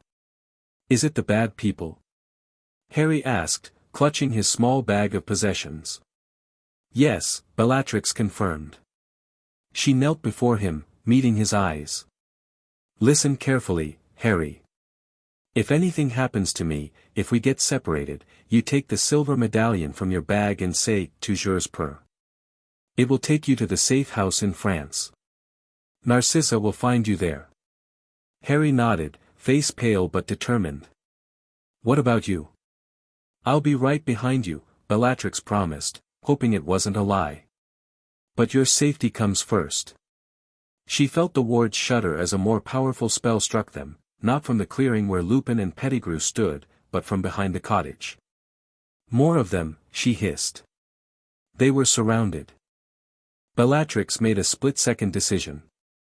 The cottage had escape tunnels, most Black family properties did, designed for precisely this sort of situation. She tapped her wand on a seemingly ordinary wooden panel near the fireplace, murmuring an activation phrase. The panel slid aside, revealing a narrow passageway. "This leads to a cave about half a mile away," she explained to Harry. "Once we're there, we can disapparate safely." A tremendous crash from outside told her the outer wards had fallen.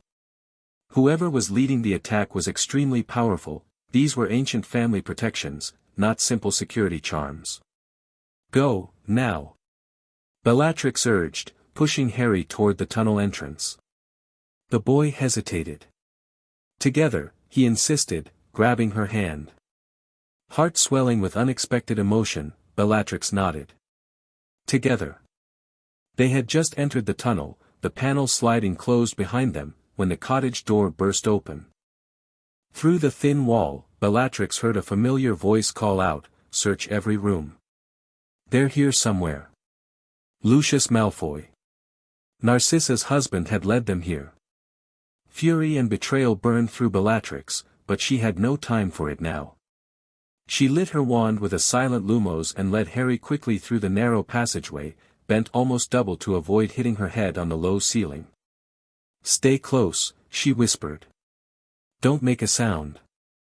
They moved as quietly as possible, though each footstep seemed thunderous to Bellatrix's heightened senses. Behind them, she could hear the sounds of the cottage being searched, furniture overturned, doors flung open. "They've found a hidden door," someone shouted distantly. "Move faster," Bellatrix urged Harry, abandoning stealth for speed. They rushed through the tunnel, Harry's smaller size an advantage in the cramped space. After what seemed like an eternity but was probably only minutes, they emerged into a small cave hidden behind a curtain of ivy. Bellatrix quickly assessed their surroundings. The cave mouth opened onto a steep hillside, forest stretching below. No signs of pursuers yet, but they wouldn't be far behind. We need to disapparate, she told Harry, pulling him close. It will feel uncomfortable, but, a jet of red light shot past her head, striking the cave wall with a shower of sparks. Bellatrix spun, pushing Harry behind her as she raised her wand. Remus Lupin stood at the tunnel entrance, his own wand leveled at her. Step away from Harry, Lestrange, he ordered, voice low and dangerous. Professor Lupin, Harry said in surprise, peering around Bellatrix. I know you from my dreams. Lupin's stern expression faltered momentarily, confusion crossing his face. Harry? Are you all right? Has she hurt you? No. Harry exclaimed, stepping forward despite Bellatrix's attempt to keep him shielded. Bella saved me from the Dursleys. They were horrible, they made me live in a cupboard and didn't feed me properly and called me Freak instead of Harry. Lupin's wand hand wavered slightly. A cupboard? Under the stairs, Harry confirmed earnestly. Bella's been teaching me magic and telling me about my parents and making sure I eat 3 meals every day. The werewolf's gaze shifted between Harry and Bellatrix, confusion evident. This doesn't make sense. The Bellatrix Lestrange I know would never. Things change, Lupin, Bellatrix interrupted. People change. Not that much, came another voice as Peter Pettigrew emerged from the tunnel behind Lupin. Once a Death Eater, always a Death Eater, right Bella? Bellatrix's eyes narrowed. Interesting company you're keeping these days, Pettigrew. Does Lupin know you're the one who betrayed the Potters to the Dark Lord? Shock registered on Lupin's face. What? She's lying, Pettigrew said quickly. Trying to divide us. It was Sirius who, I was there when the Dark Lord rewarded you, Bellatrix cut in coldly. You sniveling, pathetic little man. So proud of yourself for selling your friends to save your own worthless skin. Color drained from Pettigrew's face. That's not, Remus, Bellatrix addressed the werewolf directly, think about it. Who was the Potter's secret keeper? Everyone assumed Sirius, didn't they? My cousin was many things, but never a traitor to those he loved. Doubt flickered across Lupin's features. Peter. Pettigrew's expression shifted from fear to calculation in an instant. His wand came up, pointed not at Bellatrix but at Harry. Enough of this. The boy comes with me. The Dark Lord's followers will reward me greatly for delivering him. In the split second that followed, several things happened simultaneously. Lupin, realizing the truth, turned his wand on Pettigrew. Bellatrix flung herself in front of Harry, Veela protective magic flaring around them both in a visible silver shield. And from the forest edge below, a new voice shouted a spell that sent Pettigrew crashing into the cave wall. Get away from my godson. Sirius Black stood at the edge of the clearing, wild-eyed and haggard but unmistakably alive and free. His wand remained trained on Pettigrew, who lay crumpled against the stone. Sirius? Lupin breathed, disbelief written across his face. Hello, Moony, Sirius replied, not taking his eyes off Pettigrew. Sorry I'm late to the party. His gaze shifted to Bellatrix and Harry, still surrounded by the silver glow of Veela magic. Interesting developments, I see. You're supposed to be in Azkaban, Bellatrix said, maintaining her protective stance in front of Harry. So are you, cousin, Sirius retorted. Seems we had similar ideas about accommodations. He looked at Harry, his fierce expression softening. Hello, Harry. You probably don't remember me. I'm my godfather, Harry finished, peering around Bellatrix with curious eyes.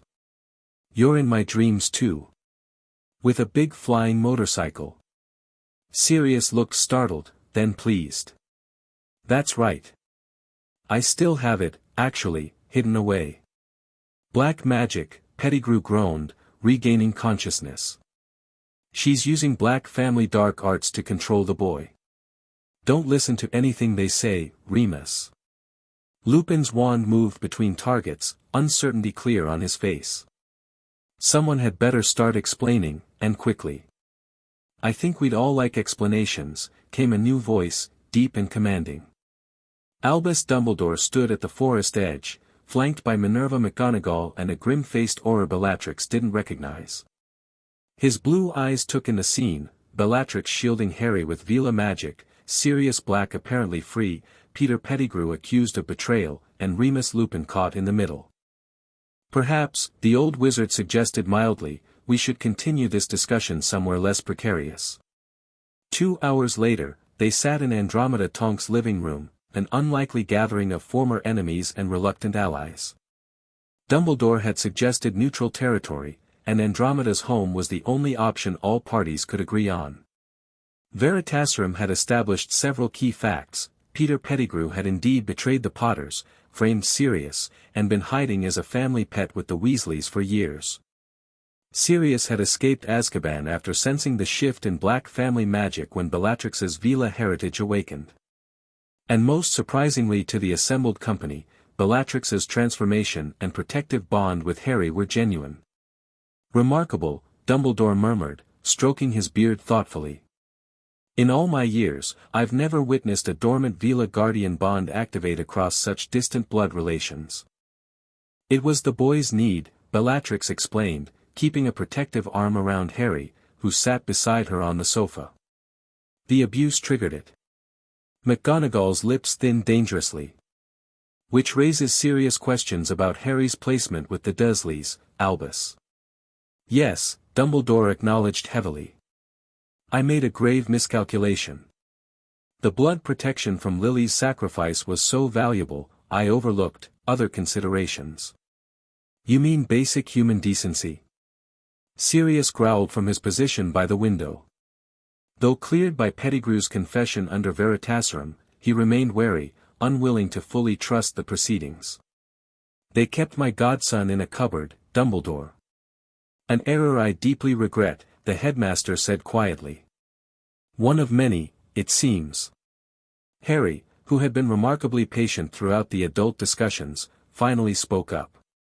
Does this mean I don't have to go back to the Dursleys? The simple question silenced the room.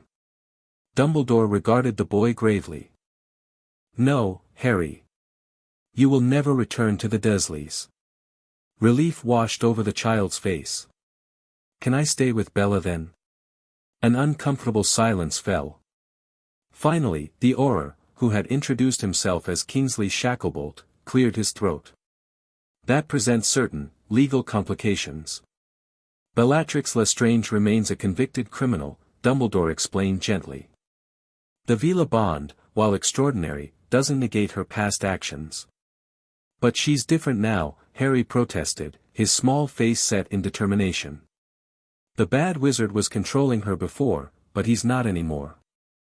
I can see it in her magic. This statement drew sharp looks from several adults. You can see magic, Harry?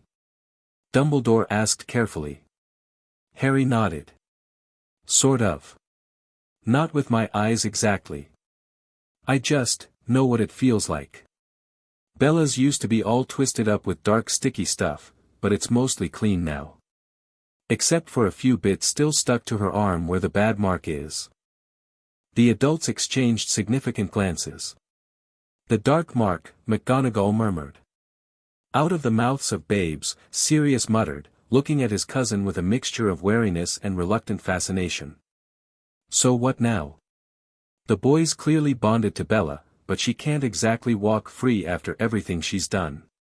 Bellatrix met her cousin's gaze steadily.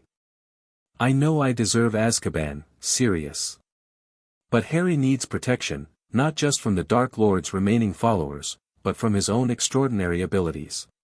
He's developing skills that shouldn't manifest for years, if ever. Natural legilimency, Dumbledore nodded. Magical sight. Prophetic dreams. And he's advancing in practical magic at an alarming rate, Bellatrix added.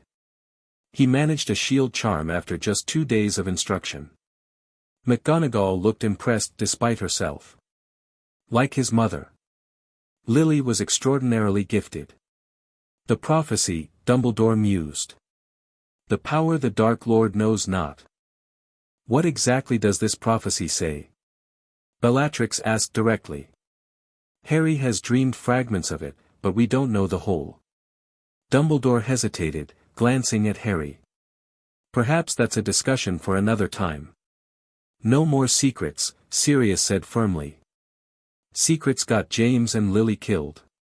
The old wizard sighed heavily. Very well. He turned to Harry. Harry, the prophecy concerns you and Lord Voldemort. It states that you have the power to vanquish him, that he would mark you as his equal, he gestured to the lightning scar, and that neither can live while the other survives. Harry absorbed this with remarkable composure for a 5-year-old. So I have to fight him someday. It appears so, Dumbledore confirmed gently. Then I need to learn lots of magic, Harry concluded practically. Bella's been teaching me, and I'm good at it. An understatement, Bellatrix murmured. Andromeda, who had been listening silently until now, finally spoke. There may be a compromise regarding Harry's guardianship. All eyes turned to her. Sirius is Harry's legal godfather, she began carefully. Now that his name is cleared, he has the strongest claim. But the Veela bond between Harry and Bellatrix can't be severed without harm to them both. What are you suggesting?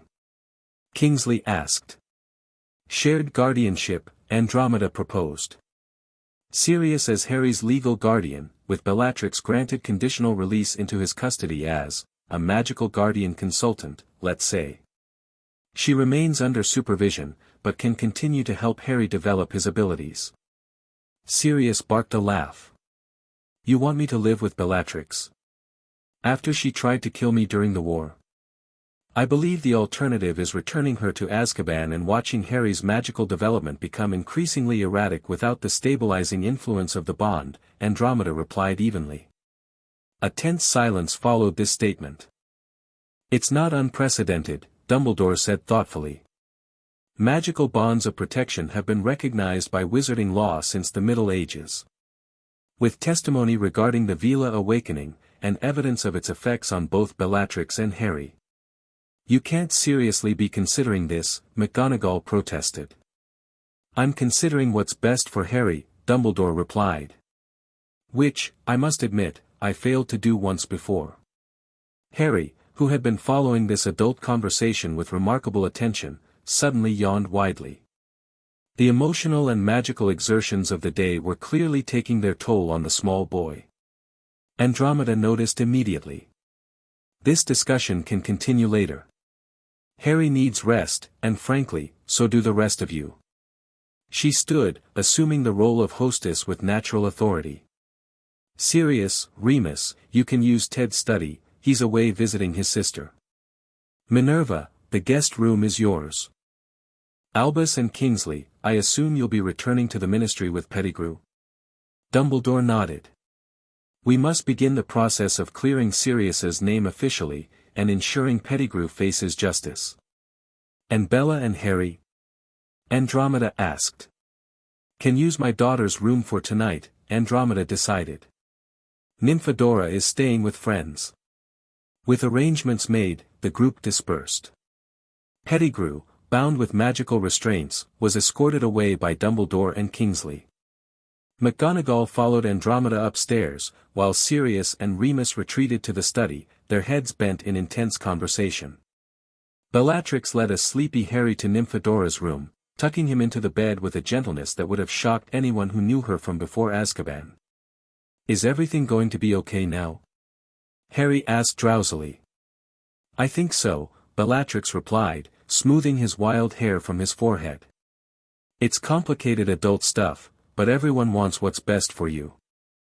I want to stay with you, Harry mumbled, eyes already closing. You're the first person who ever came when I needed help. Bellatrix's throat tightened with emotion. I'll do everything I can to stay with you, little one. Rest now. She waited until Harry's breathing deepened into sleep before leaving the room, quietly closing the door behind her. In the hallway, she found Sirius waiting, arms crossed, expression unreadable. We need to talk, Bella, he said quietly. She nodded, following him downstairs to the kitchen, where he cast a privacy charm before speaking. I spent years in Azkaban planning exactly what I'd do if I ever got my hands on you, he began conversationally, leaning against the counter. Detailed, elaborate revenge fantasies for what you and your Death Eater pals did to James and Lily. To me. Understandable, Bellatrix acknowledged coolly. And now I find you've somehow become my godson's magical guardian. Sirius gave a humorless laugh. Life has a twisted sense of humor. I didn't choose this bond, Bellatrix said quietly. But I don't regret it. Sirius studied her face. You really have changed. It's in your eyes. The madness is gone. Mostly, Bellatrix admitted. There are echoes. Moments when the old rage surfaces. But the Veela magic burns it away. And if this Veela magic fades? If the bond weakens? It won't, Bellatrix said with absolute certainty. Not while Harry needs protection. Sirius ran a hand through his tangled hair. I don't trust you, Bella. I don't think I'll ever trust you completely. But I saw how Harry looks at you. I felt the magic between you. And if there's one thing Azkaban taught me, it's that holding on to hate only hurts yourself in the end. A wise observation, cousin. Don't get used to those from me, Sirius replied with a ghost of his old grin. So where does that leave us? Bellatrix considered the question. Reluctant allies? For Harry's sake. For Harry's sake, Sirius agreed. He hesitated, then added, Andromeda's suggestion about shared guardianship, it's not the worst idea. You'd consider it? I've spent years in Azkaban, Bella. I'm hardly fit to raise a child on my own. Sirius's expression turned serious. Harry needs stability, training, protection. Between us, maybe we can provide that. You with your Veela whatever, and me with my legitimate claim as his godfather. Bellatrix nodded slowly. It could work. Though we'd likely kill each other within a week. Probably, Sirius agreed with another flicker of his old humor. But think how entertaining it would be for everyone else. Despite herself, Bellatrix felt her lips curve in a small smile. This tentative truce with her least favorite cousin was strange, but somehow fitting. Two black family outcasts, both escaped from Azkaban, united by their connection to one extraordinary child. We should get some rest, she said finally. Tomorrow will bring its own challenges. Sirius nodded, then asked abruptly, the night James and Lily died, were you there? Bellatrix met his gaze directly. No. I learned of it afterward, when the Dark Lord vanished. She hesitated, then decided on complete honesty, I celebrated when I heard. I was devoted to him then. Insane with it. Sirius's expression hardened, but he nodded. Thank you for the truth, at least. He moved toward the door, then paused. Harry has James's hair and Lily's eyes, but he's his own person. Remember that. We're here to raise him, not shape him into someone else. With that surprisingly insightful comment, he left, the privacy charm dissolving behind him. Bellatrix remained in the kitchen, processing the day's extraordinary events. From fugitives in hiding to some bizarre form of conditional freedom in less than 24 hours. Sirius Black, her longtime enemy, now a potential ally. Pettigrew revealed as the true traitor. And at the center of it all, Harry, a child with abilities that should have been impossible for his age. The prophecy troubled her. Neither can live while the other survives. What exactly did that mean for Harry's future? And if the Dark Lord wasn't truly gone, as Narcissa had hinted?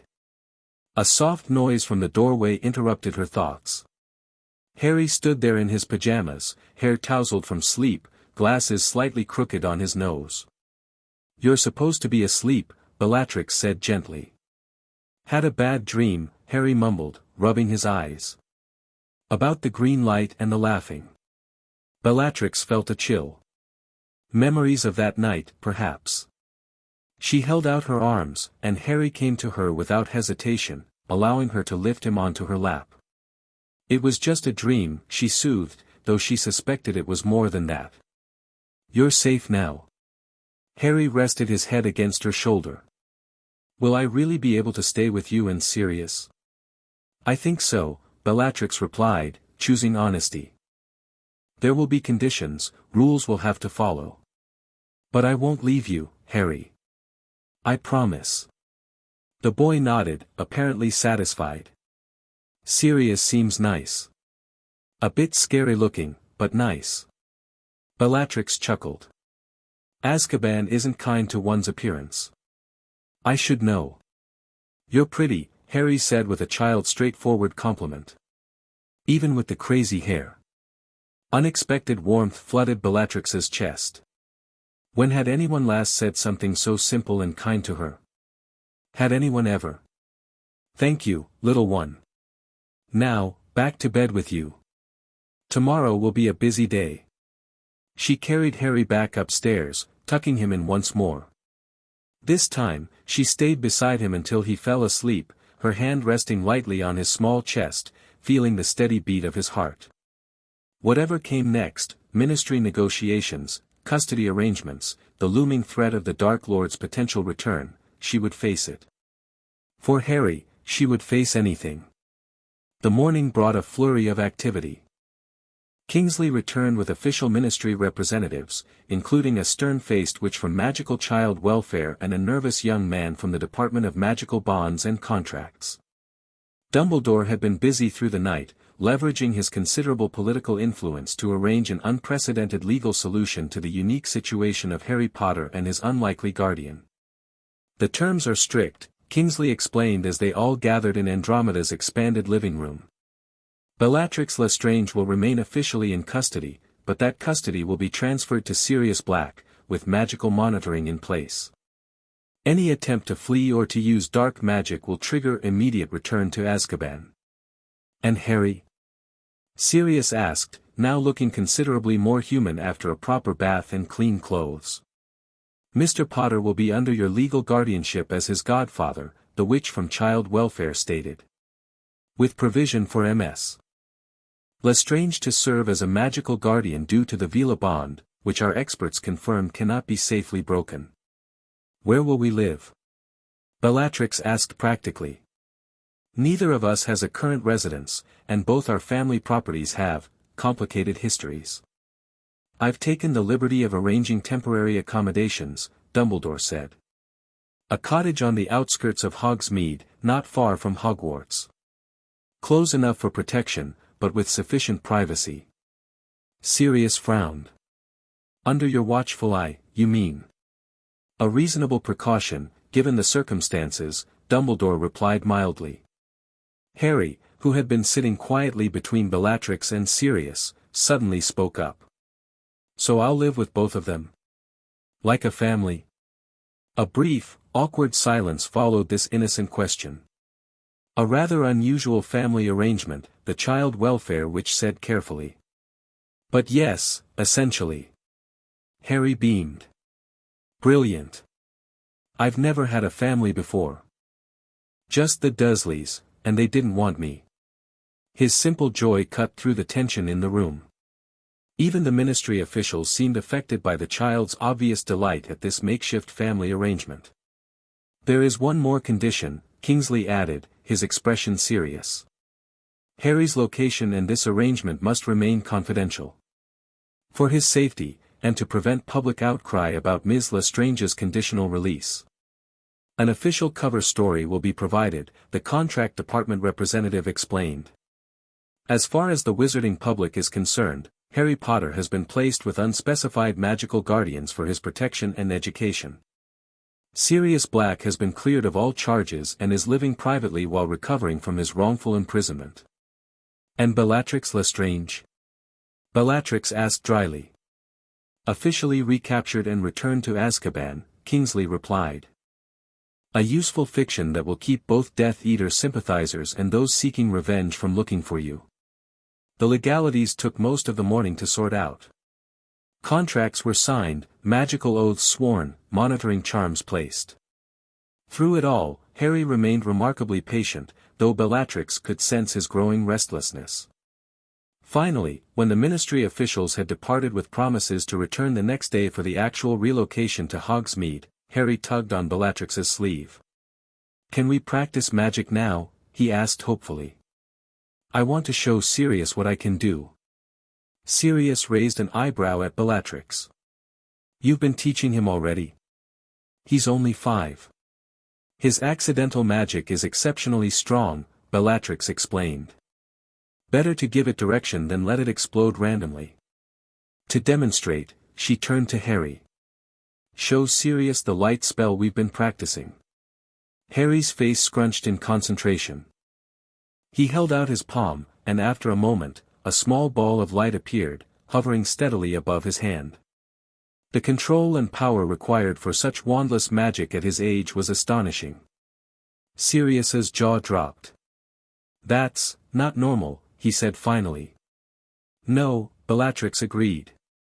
"That's why he needs proper guidance." "From a former Death Eater?" Sirius asked skeptically. "From someone who understands unusual magical development," Bellatrix countered. "The Black family has always produced magically gifted children, Sirius. You know that." Sirius couldn't argue with that. His own magical abilities had manifested early, as had Bellatrix's and Andromeda's. "Fine," he conceded. "But I'm supervising these lessons." "Of course," Bellatrix agreed smoothly. "Your expertise in transfiguration will be valuable." Sirius looked surprised at this acknowledgement of his skills. "I was rather good at that, wasn't I?" "Becoming an animagus at 16 is more than rather good," Bellatrix replied. Harry's eyes widened. "You can turn into an animal? Like Professor McGonagall?" Sirius grinned, the first genuine smile Bellatrix had seen from him since their reunion. "A big black dog. Want to see?" At Harry's enthusiastic nod, Sirius transformed smoothly into his animagus form, a large, shaggy black dog that immediately bounded over to Harry, tail wagging. Harry's delighted laughter as he petted the dog broke the last of the tension in the room. Watching them, Bellatrix felt an unexpected pang of something like hope. Perhaps this bizarre arrangement could work after all. The move to Hogsmeade took place the following day, with minimal fuss. The cottage Dumbledore had arranged was modest but comfortable: 3 bedrooms, a cozy living room with a fireplace connected to the Fleur network, though heavily restricted, a functional kitchen, and a small garden surrounded by protective wards.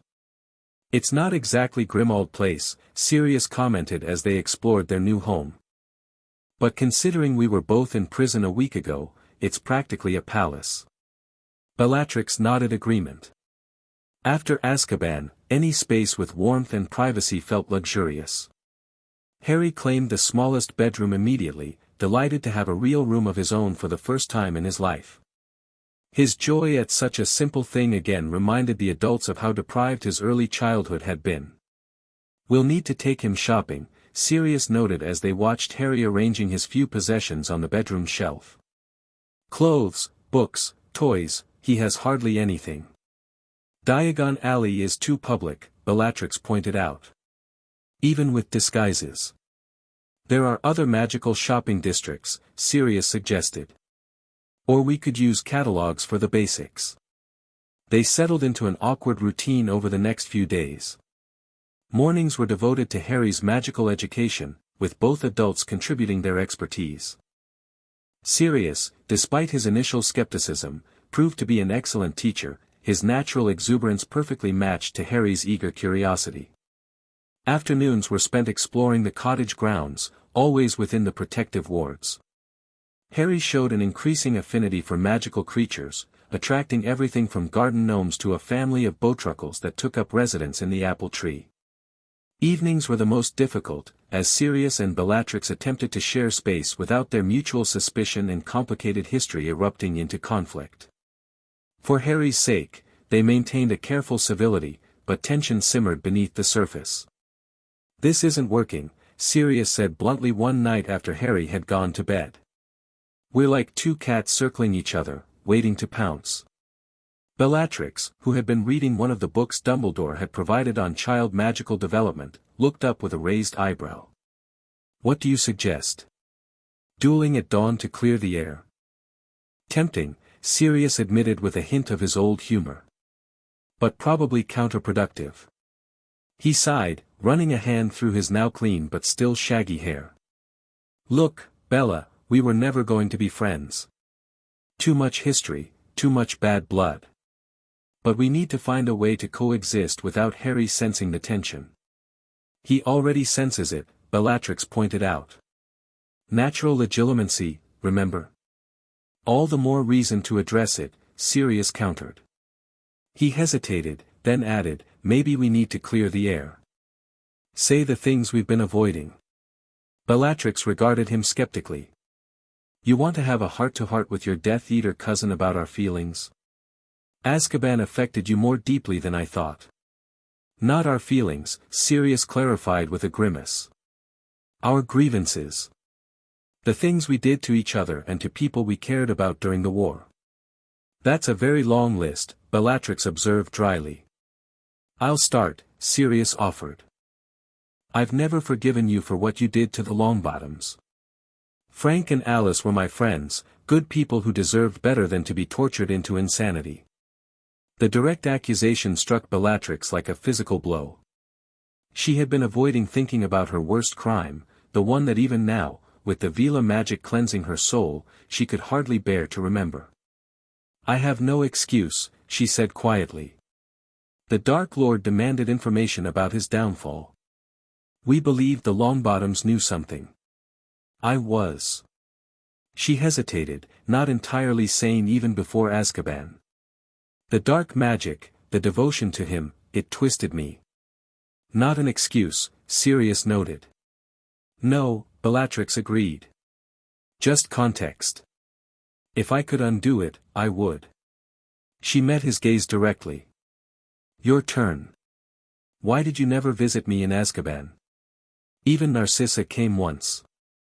Sirius looked startled by the question. You wanted me to visit? You despised me, Bella. Called me a blood traitor, a disgrace to the family name. You were still family, Bellatrix said simply. The Blacks turn on each other, fight amongst ourselves, but in the end, blood calls to blood. You abandoned that principle. Sirius's expression hardened. Like you abandoned Andromeda when she married Ted. Or Narcissa when she needed protection from Lucius's darker associates. Touché, Bellatrix acknowledged. We've all failed each other, haven't we? An uncomfortable silence fell between them. Finally, Sirius spoke again, his voice less confrontational. Do you really care about Harry? Beyond the Veela compulsion, I mean. Bellatrix considered the question seriously. Yes, she said finally. He's extraordinary, not just magically, but in spirit. After everything he's endured, he still trusts, still shows compassion. I didn't think people could be like that. James and Lily were, Sirius said softly. Despite everything they faced, they never lost their capacity for love, for friendship. He stared into the fire. I want Harry to grow up like them, brave and kind and full of life, not twisted by darkness and fear. As do I, Bellatrix said, surprising herself with the realization that it was true. I want him to have what we never did, freedom from the Black family legacy of madness and cruelty. Sirius looked at her with new understanding. Maybe that's our common ground. Breaking the cycle for Harry. It wasn't forgiveness, wasn't even true reconciliation. But it was a beginning, a fragile truce built on shared concern for a child who deserved better than the hand fate had dealt him. Their tentative peace was tested the very next day when an unexpected visitor arrived at the cottage. Narcissa Malfoy stood on their doorstep, immaculately dressed as always, her expression unreadable. Sirius, who had answered the door, looked as though he'd seen a ghost. Cousin, Narcissa greeted him coolly. May I come in? That depends, Sirius replied, blocking the entrance. Does your husband know you're here? Of course not, Narcissa said, a hint of impatience crossing her perfect features. Lucius believes I'm visiting an exclusive spa in Switzerland. I need to speak with my sister. Bellatrix appeared behind Sirius, drawn by the familiar voice. Sissy. What's happened? Something like relief flickered across Narcissa's face. You're well. Good. After hearing of your arrangement with the ministry, I feared the worst. As you can see, I'm quite intact, Bellatrix replied dryly. Come in, quickly. We don't want to test the strength of the disguising wards more than necessary. Sirius stepped aside reluctantly, allowing Narcissa to enter the cottage. She moved with her usual grace, looking around with barely concealed curiosity. Quaint, she murmured, which from Narcissa was practically a compliment. What brings you here, Sissy? Bellatrix asked, guiding her sister to the living room. It must be important for you to risk visiting personally. Narcissa sat primly on the edge of the sofa. Where is the boy? Harry is in the garden with Remus Lupin, Sirius answered, remaining standing, arms crossed defensively. Lupin visits regularly to help with his education. The werewolf? Narcissa's lip curled slightly. How progressive of you. Remus is an excellent teacher, Bellatrix intervened before Sirius could respond angrily. Harry responds well to him. Narcissa waved this away impatiently. I didn't come to discuss educational choices. I came because Lucius received a visitor last night, one who should not exist. Bellatrix tensed. What do you mean? Barty Crouch Jr., Narcissa said quietly. Very much alive, and very much free. Shock rippled through Bellatrix. Impossible. He died in Azkaban. It was in the Daily Prophet. Apparently not, Narcissa replied. He claims his mother took his place using Polyjuice potion during her last visit. She died in Azkaban wearing his appearance, while he returned home under hers. And his father allowed this? Sirius asked incredulously. His father knew nothing, Narcissa explained. His wife extracted a promise on her deathbed that he would save their son. She didn't explain how she had already done so. Crouch Sr. kept the boy imprisoned at home under the Imperius curse for years. But recently, he broke free. And came straight to Lucius, Bellatrix concluded grimly. Looking for information about the Dark Lord, no doubt. Narcissa nodded. He believes the Dark Lord still exists in some form. He's determined to find him, to help him return to power. She hesitated. He also spoke of finding Harry Potter. He knows the boy is no longer with his Muggle relatives. Sirius swore under his breath. How much does he know about our arrangement? Nothing specific, Narcissa assured him. But he's clever and determined. It's only a matter of time before he discovers something. Why are you telling us this, Narcissa? Sirius asked suspiciously. Your husband was a devoted Death Eater. Why warn us about Crouch? Narcissa's perfect composure slipped slightly. Because I have a son, Sirius. A son who will suffer if the Dark Lord returns and finds my loyalty questionable. She turned to Bellatrix. And because whatever our differences, you're my sister. I won't see you back in Azkaban if I can prevent it. Bellatrix studied her sister's face, seeing the genuine concern beneath the aristocratic mask. Thank you, Sissy. What's your recommendation? Sirius asked, his tone marginally less hostile. Strengthen your protections, Narcissa advised. Consider contingency plans. Crouch is unbalanced but brilliant. And he's not the only one stirring. McNair has been making inquiries. Knott has been researching old magic related to resurrection. They really believe he'll return, Bellatrix murmured. With absolute conviction, Narcissa confirmed. And Lucius? She hesitated. Lucius has been examining certain dark artifacts left in his care. Items the Dark Lord considered valuable beyond measure. Sirius and Bellatrix exchanged alarmed glances, both recognizing the implications.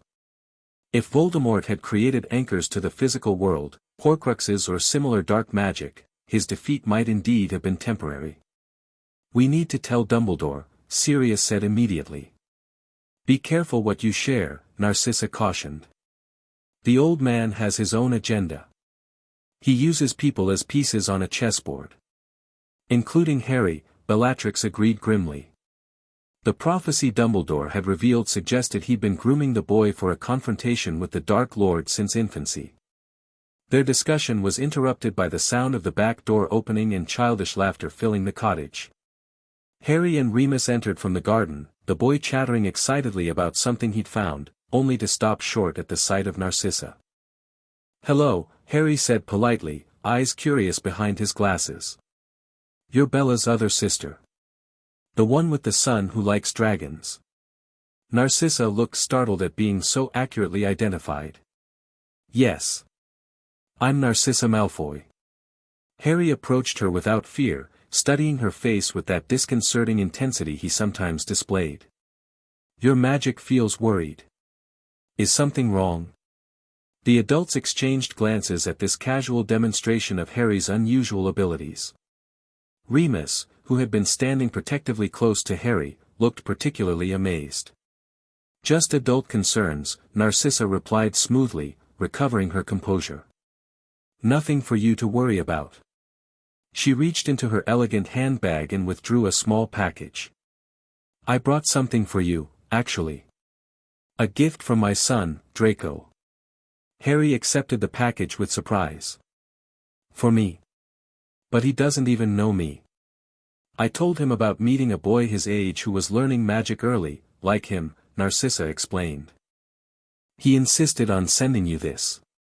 Harry unwrapped the package carefully to reveal a small, intricately detailed model of a Hungarian horntail dragon.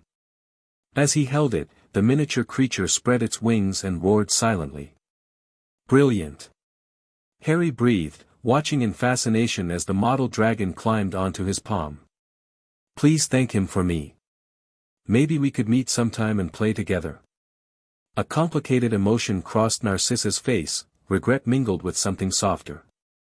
"Perhaps someday," she said, not quite meeting Sirius's skeptical gaze. After examining his gift from every angle, Harry looked up at the adults. "Are you talking about important stuff? Should I go to my room?" "Actually," Remus intervened, sensing the tension, "I think we were just finishing up. Why don't you show me how that new shield charm is coming along?"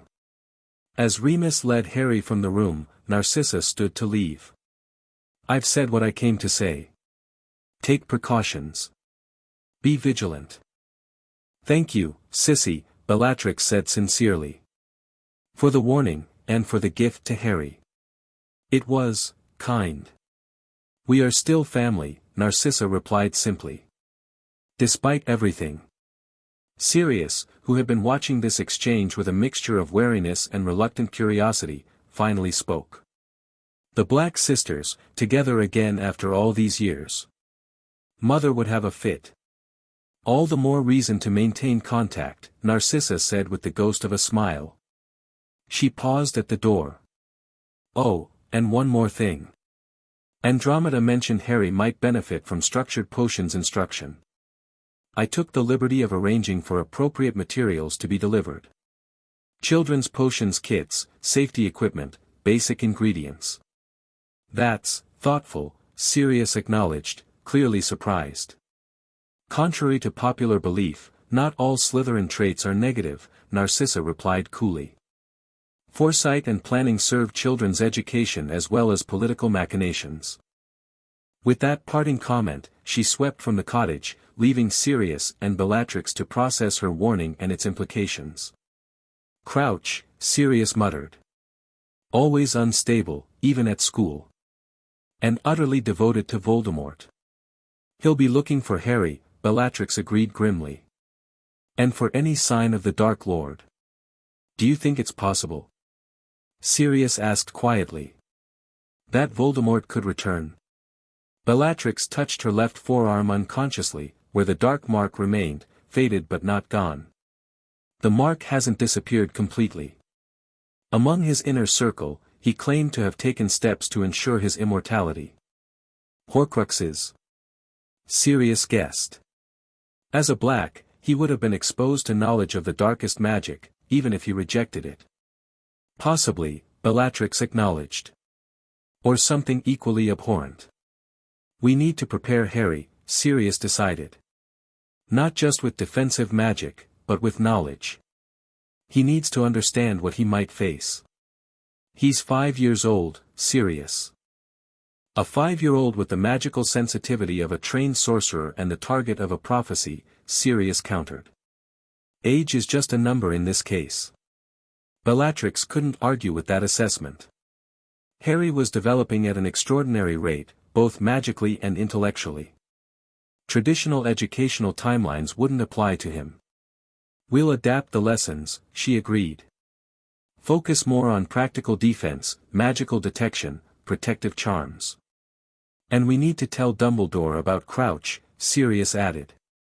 Whatever his faults, he's still the most powerful ally we have. Bellatrix nodded reluctantly. But we control what Harry learns and how he learns it. No manipulation, no half-truths. Agreed, Sirius said firmly. They sent a message to Dumbledore that evening, requesting an urgent meeting. The response came swiftly, the headmaster would visit the following morning. That night, after Harry had gone to bed, clutching his new model dragon, Sirius and Bellatrix sat before the fire, planning. Their earlier conversation had shifted something between them, not erasing the past, but creating a fragile foundation for cooperation. I never thought I'd be plotting against Voldemort alongside Bellatrix Lestrange, Sirius commented, shaking his head in disbelief. Life takes unexpected turns, Bellatrix replied dryly. A month ago, I was insane in Azkaban, devoted to a madman who tried to kill the child I now protect. Sirius studied her across the firelight. Do you ever miss it? The certainty of belief, the black and white worldview? Bellatrix considered the question seriously. Sometimes, she admitted. Madness has its comforts. No doubt, no guilt, no responsibility for your actions. But then. She glanced toward Harry's bedroom, I see him, and I can't imagine returning to that darkness. That's unexpectedly profound coming from you, Bella. Azkaban provides ample time for reflection, cousin, she retorted. When you're not screaming in madness, that is. Sirius barked a laugh, raising his tea mug in a mock toast. To unlikely alliances and second chances. To Harry, Bellatrix amended, raising her own mug. And to breaking the black family curse of destruction. As they drank to their improvised toast, a silver light briefly flickered around them both, the Veela magic acknowledging their shared commitment to Harry's protection. Outside the cottage, unseen by either occupant, a tawny owl delivered a small package to the garden gate. Inside was a child's potions kit of the finest quality, accompanied by a note in elegant handwriting, for my nephew. Family endures. N.M. The Black sisters were finding their way back to each other, drawn together by an unexpected catalyst, a small boy with remarkable abilities and the power to heal old wounds through the simple magic of needing to be loved. Chapter 3, New Constellations, Focus, Harry. Bellatrix called as the small shield charm wavered around the boy. Intent matters more than incantation. Harry's face scrunched with determination, sweat beading on his forehead. The silvery bubble of magic surrounding him stabilized, then expanded slightly. That's it. Bellatrix encouraged, circling him with her wand raised. Now hold it while she sent a mild stinging hex toward the shield. The spell hit the barrier and dissipated with a shower of sparks. Harry grinned triumphantly, his green eyes bright with excitement. I did it. Did you see that, Sirius? Sirius Black lounged against the garden fence, watching the training session with poorly disguised amazement. 3 months into their unconventional living arrangement, he still couldn't quite believe how rapidly Harry was progressing. Saw it, pup. Impressive work, he called, then added with a smirk, though Bella's hexes are getting predictable. Maybe time for a new teacher. Bellatrix rolled her eyes. Feel free to demonstrate your superior technique, cousin. Don't mind if I do. Sirius pushed off from the fence and sauntered over, twirling his wand between his fingers. Ready for a real challenge, Harry? The 6-year-old, they'd celebrated his birthday last week with a small party attended by Remus, Andromeda, and Tonks, nodded eagerly. I'm ready.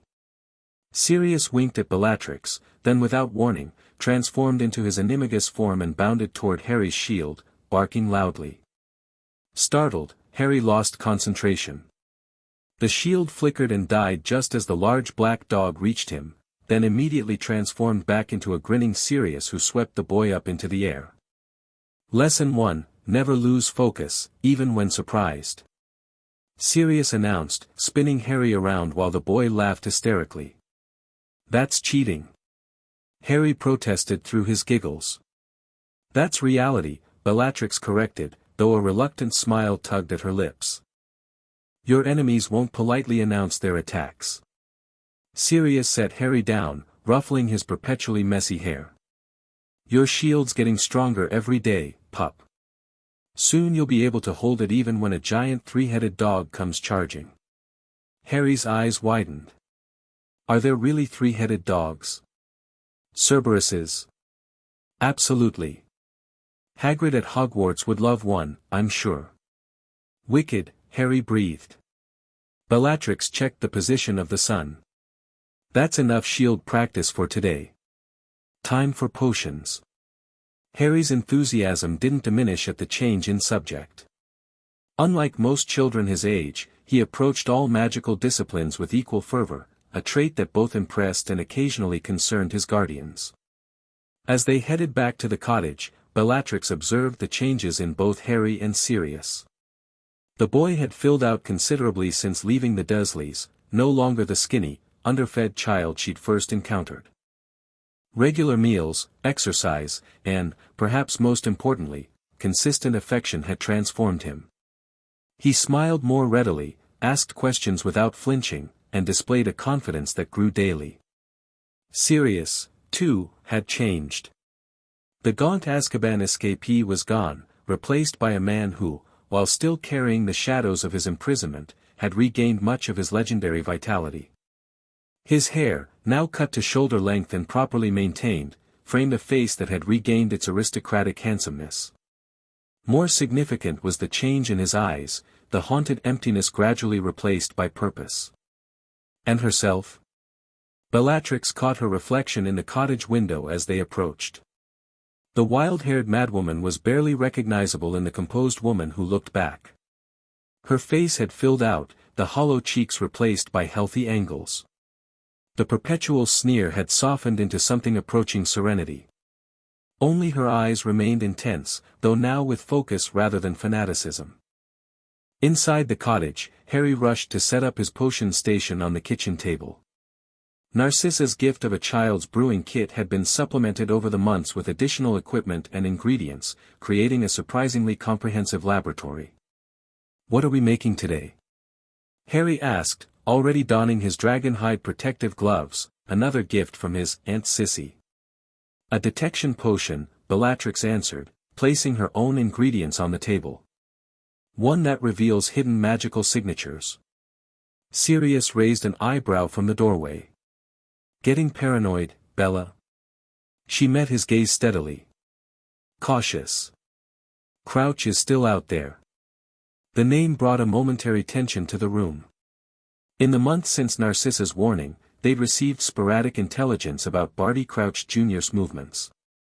The fanatical Death Eater had been spotted in Albania, then Eastern Europe, apparently following rumors of Dark Lord sightings. More concerning were reports that he'd returned to Britain recently, making discreet inquiries about Harry Potter's whereabouts. Sirius nodded, his casual demeanor slipping to reveal the vigilant guardian beneath.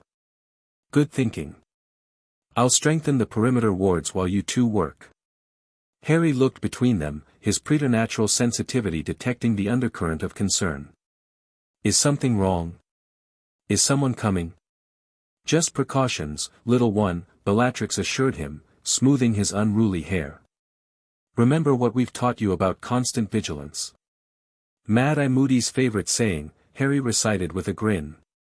The legendary Auror had visited once, at Dumbledore's insistence, to evaluate their security arrangements. His gruff manner and magical eye had fascinated Harry rather than frightening him. Exactly. Bellatrix laid out the potion ingredients in precise order. Now, can you identify these and tell me their properties?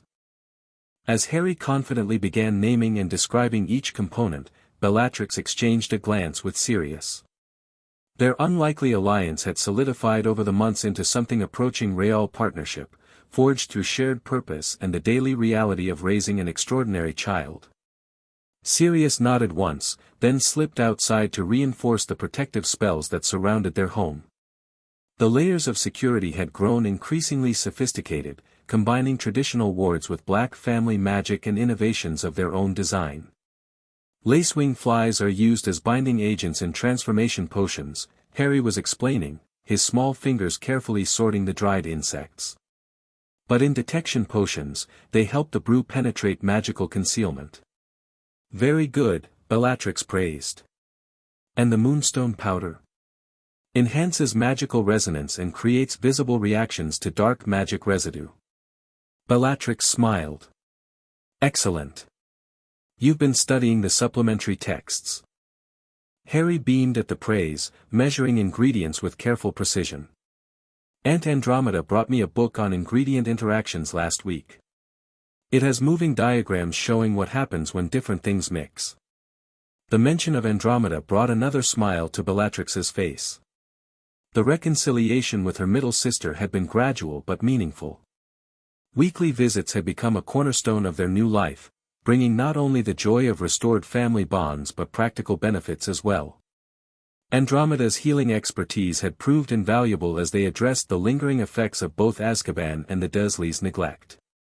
As they worked on the potion, Bellatrix guided Harry through each step with patient instruction.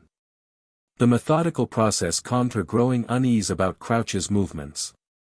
Logic and precision were antidotes to the paranoia that sometimes threatened to resurface, echoes of her former madness that the Veela magic couldn't completely eradicate. Now 3 clockwise stirs, followed by 1 counterclockwise, she directed, watching as Harry followed her instructions perfectly.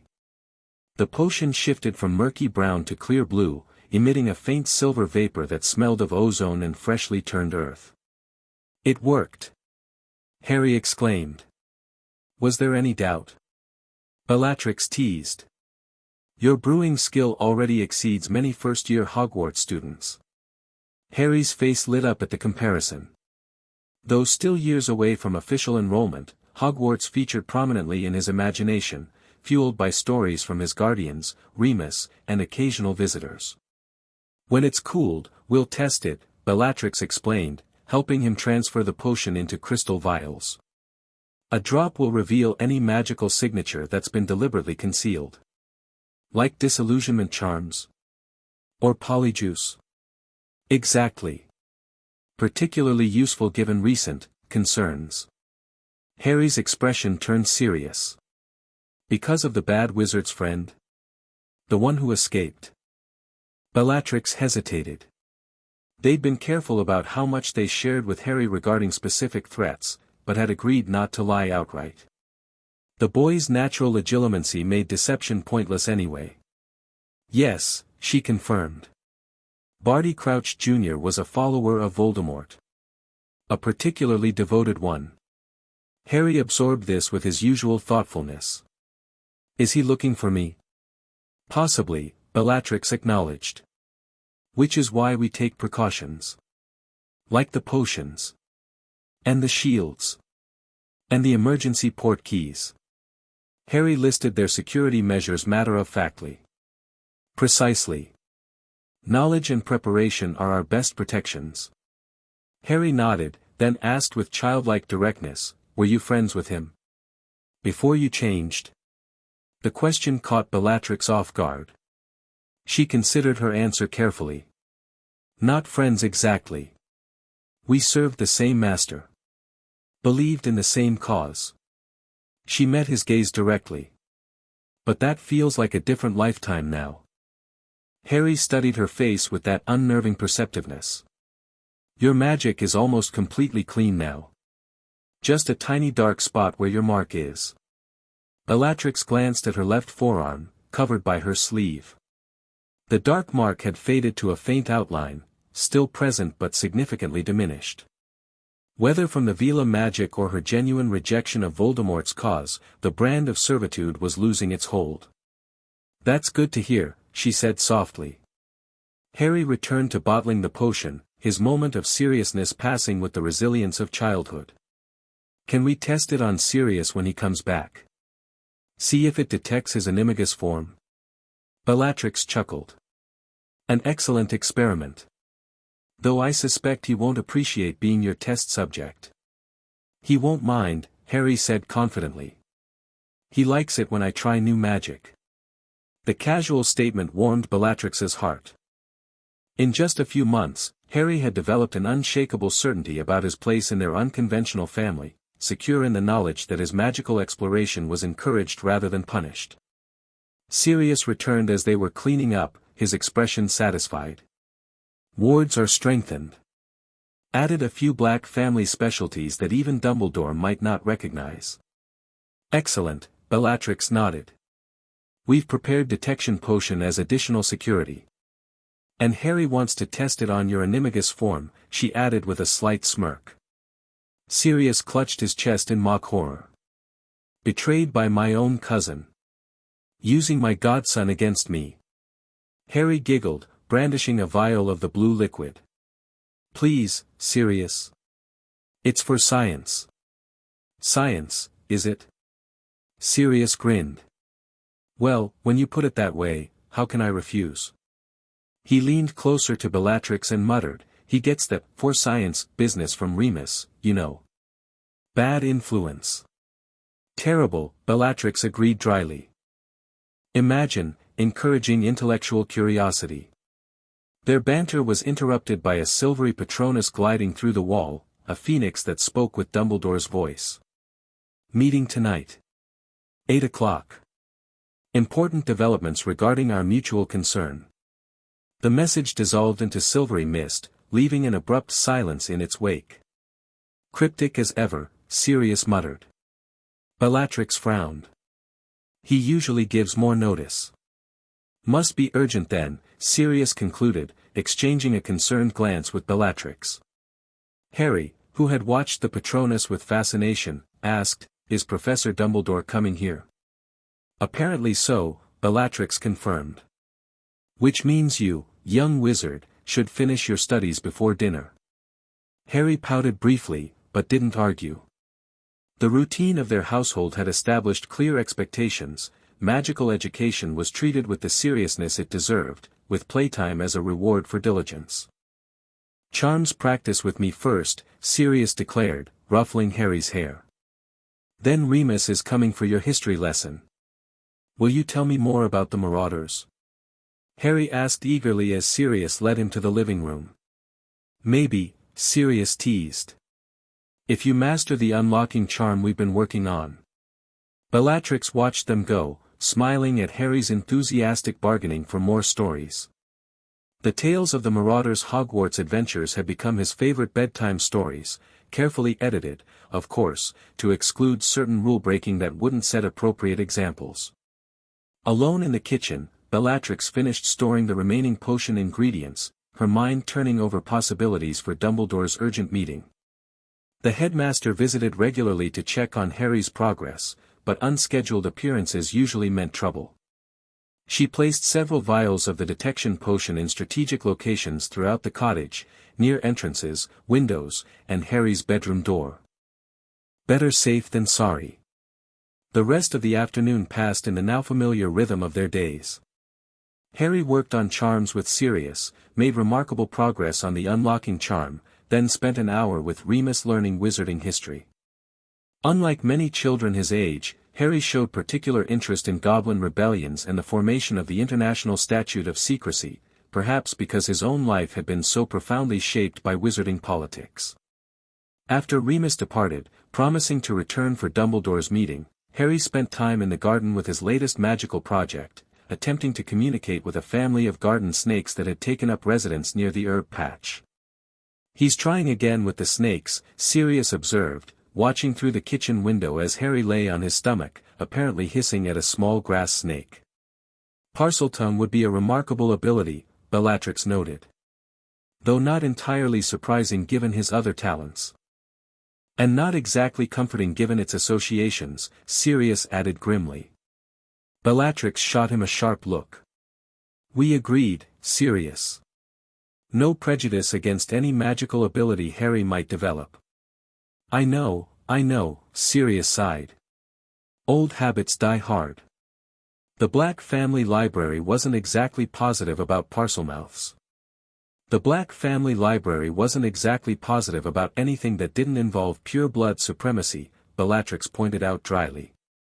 Besides, Harry would only use such abilities for good.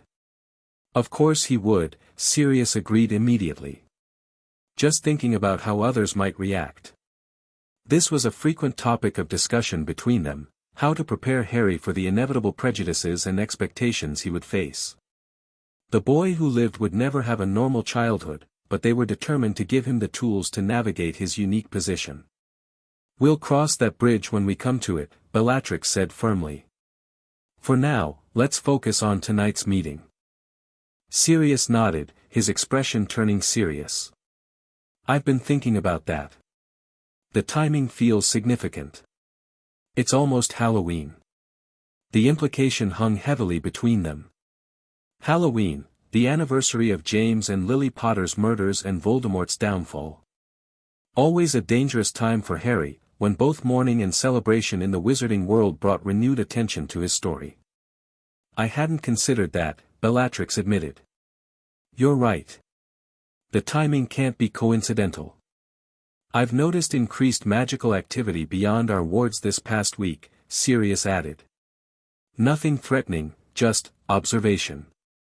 Bellatrix frowned. Ministry? Possibly. Or Order members. Hard to tell without triggering our more aggressive defenses.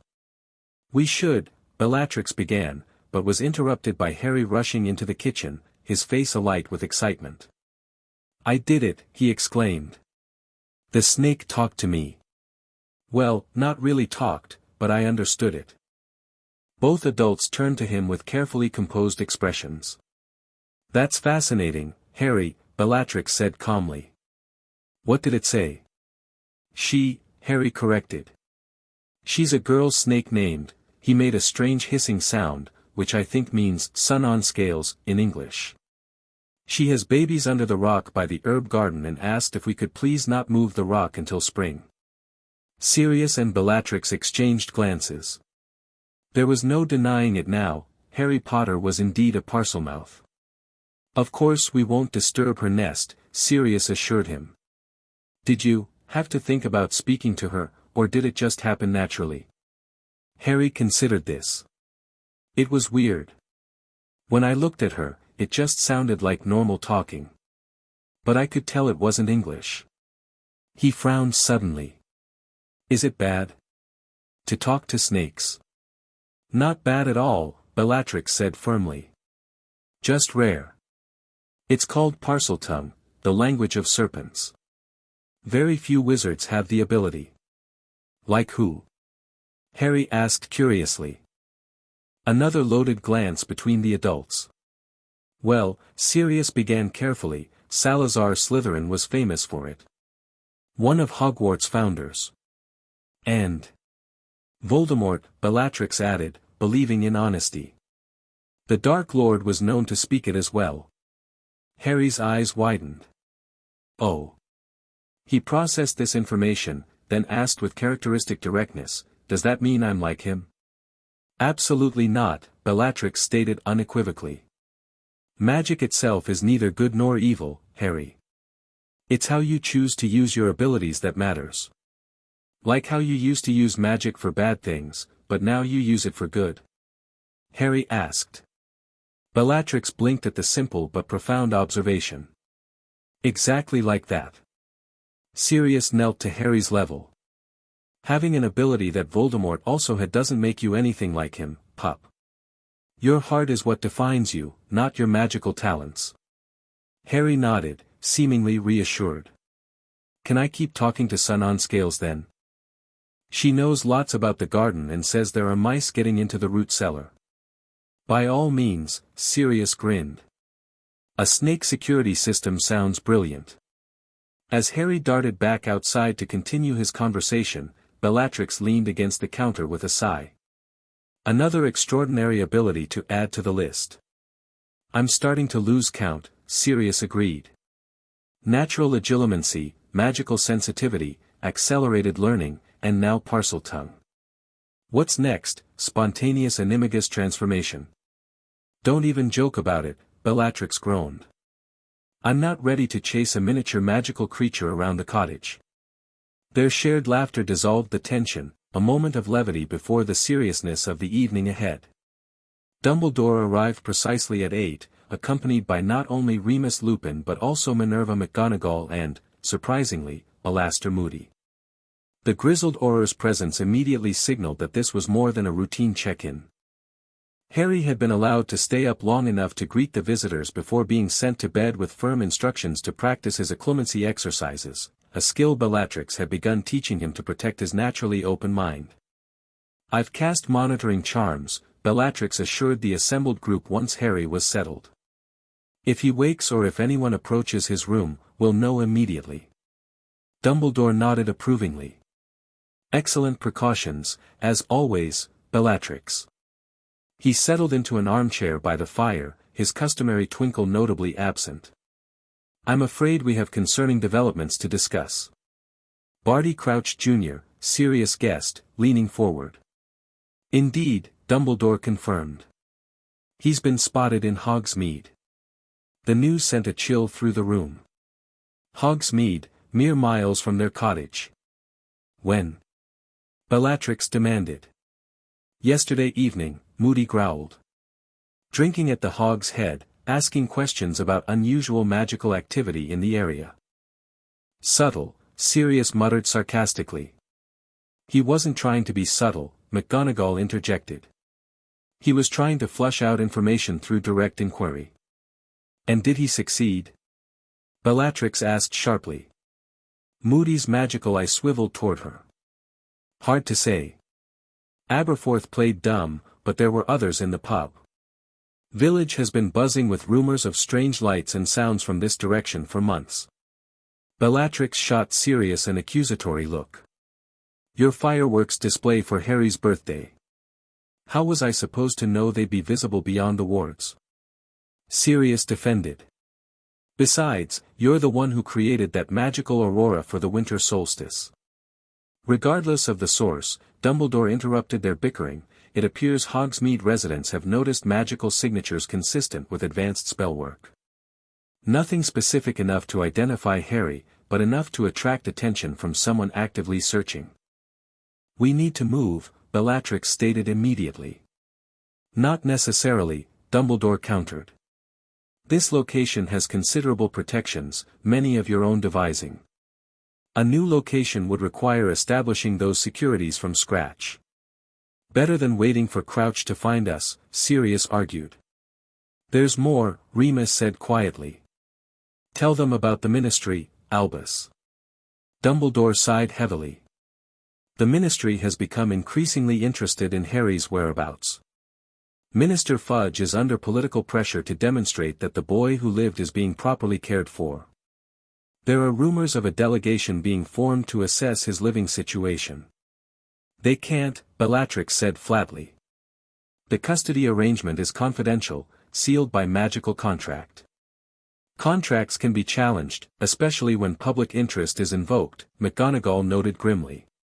Fudge is a politician first and foremost, Moody added. He'll bend rules if it serves his image. Sirius ran a hand through his hair in frustration. So we're being threatened from two directions, Death Eaters searching for Harry and the Ministry potentially trying to take him. Succinct as always, Sirius, Dumbledore acknowledged with a nod. There is, however, a potential solution that addresses both concerns. All eyes turned to him expectantly. Hogwarts, the headmaster stated simply. A moment of stunned silence followed. Harry's not even 7 years old, Bellatrix pointed out. Far too young for enrollment. Not as a student, Dumbledore clarified. As a ward of the school. There are precedents for children with special magical circumstances residing at Hogwarts before their official enrollment age. Under whose guardianship? Sirius asked suspiciously.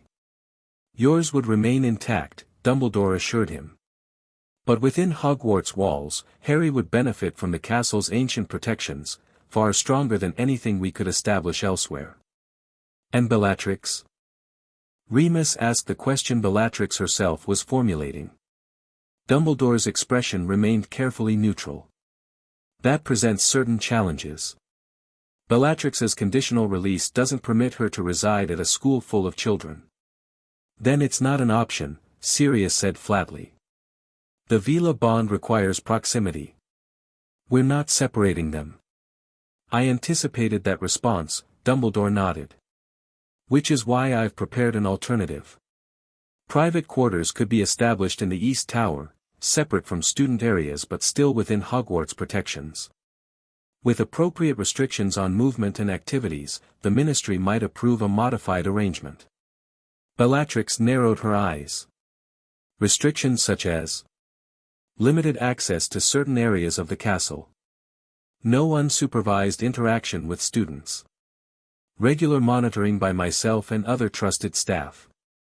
Dumbledore listed the conditions matter-of-factly. Essentially, a continuation of your current arrangement but with additional oversight. House arrest within Hogwarts, Bellatrix translated. With you as jailer rather than Sirius. A harsh characterization, Dumbledore demurred, but not entirely inaccurate. Sirius and Bellatrix exchanged looks, a silent communication born of months sharing guardianship responsibilities. What about Harry's education? Sirius asked. We've established a program tailored to his unique abilities. Which could continue, Dumbledore assured them. Supplemented by occasional instruction from Hogwarts professors in their areas of expertise. Professor Flitwick has already expressed interest in assessing Harry's precocious charm work. The offer was tempting. Hogwarts' protective enchantments were legendary, accumulated over centuries by some of history's most powerful witches and wizards. Even Bellatrix had to acknowledge that they far exceeded what their cottage could provide. We need to discuss this privately, she stated. And with Harry. Of course, Dumbledore agreed. However, I must emphasize that time is of the essence. The Halloween anniversary approaches, Crouch is in Hogsmeade, and the Ministry delegation is being assembled as we speak. You've already prepared rooms at Hogwarts, haven't you? Sirius accused, his voice caught between annoyance and reluctant admiration. Dumbledore's eyes twinkled for the first time that evening. I may have asked the house elves to refresh the East Tower, yes. Preparation is not presumption, Sirius. Like hell it isn't, Sirius muttered. McGonagall cleared her throat. Perhaps we should discuss the more immediate concern. If Crouch is actively searching the area, additional protections might be prudent, regardless of your decision about Hogwarts. Agreed, Moody nodded. I can set additional monitoring charms around the perimeter. Magical tripwires that'll alert us to any approach. While the others discussed technical security measures, Bellatrix slipped away to check on Harry. She found him asleep, the model dragon from Draco clutched against his chest. The sight sent a surge of protectiveness through her, reinforcing the Veela magic that bound them. She adjusted his blanket gently, then cast additional protective charms around his bed, a ritual she performed each night regardless of the existing wards. It was more for her peace of mind than actual necessity, but after years of failing to protect anyone, even herself, from darkness, the simple act held profound meaning. Back in the living room, the discussion had shifted to logistics. Maps were spread across the table, showing the path from their cottage to Hogwarts, with various routes marked in different colors. The underground passage from Honeydukes would be safest, Remus was saying. Avoiding open exposure entirely. Too well known, Moody countered. Better to use a direct approach under heavy disillusionment. Less chance of an ambush in a confined space. Sirius looked up as Bellatrix entered. Harry. Sleeping soundly, she confirmed, taking a seat beside him. Though I'm not sure how long that will last if we continue talking about moving him without his input. Sirius nodded in agreement. We've always been honest with him about security decisions. I don't see why this should be different. Because he's 6 years old, McGonagall pointed out, though without her usual sternness. Her fondness for Harry had grown through several visits, particularly after witnessing his remarkable transfiguration aptitude. A 6-year-old who can sense magical intentions, see through deception, and communicate with serpents, Bellatrix countered. Chronological age means little in his case. Speaking of which, Dumbledore interjected, I understand Harry has demonstrated Parseltongue abilities recently. The abrupt change of subject raised Bellatrix's suspicions. Yes. Why do you ask? Dumbledore stroked his beard thoughtfully. Merely curious about the continuing development of his talents. The connection to Voldemort remains significant. There is no connection to Voldemort, Sirius said firmly. Harry happens to share a magical ability with him. That's all. Of course, Dumbledore agreed, though something in his tone suggested otherwise. Nevertheless, these emerging abilities make Hogwarts resources all the more valuable for his development. Before anyone could respond, a sharp chime sounded, one of the perimeter alarms. Moody was on his feet instantly, magical eyes swiveling wildly. Movement at the eastern boundary.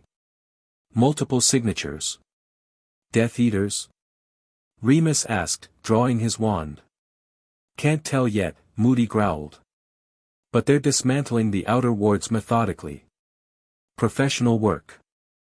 Wake Harry, Sirius told Bellatrix as he moved toward the window, wand already in hand. Emergency portkey protocol.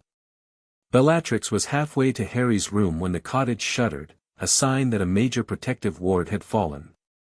They've breached the second layer already, Dumbledore noted with alarming calmness, though he too had drawn his wand. Impressive work. Save the admiration for after we've stopped them, McGonagall snapped, transfiguring the furniture into more defensible positions. Bellatrix burst into Harry's room to find him already awake, sitting up in bed with wide eyes. Bad people coming? He asked immediately, reaching for his glasses. Yes, Bellatrix confirmed, helping him into his shoes and coat. No time for more. Remember the plan? Harry nodded solemnly, reaching under his pillow for the emergency port key, a small silver amulet on a chain. Wait for the signal. Stay with you or Sirius if possible. Use the port key if separated. Good boy, Bellatrix praised, gathering him into her arms. Stay close to me. The cottage shook again as they emerged into the hallway. Through the windows, flashes of spelllight illuminated the garden. Moody and Remus had moved outside to engage the intruders directly. At least 6 of them, Sirius reported grimly. Crouch is definitely among them, recognized his magical signature from school. The others are unknown.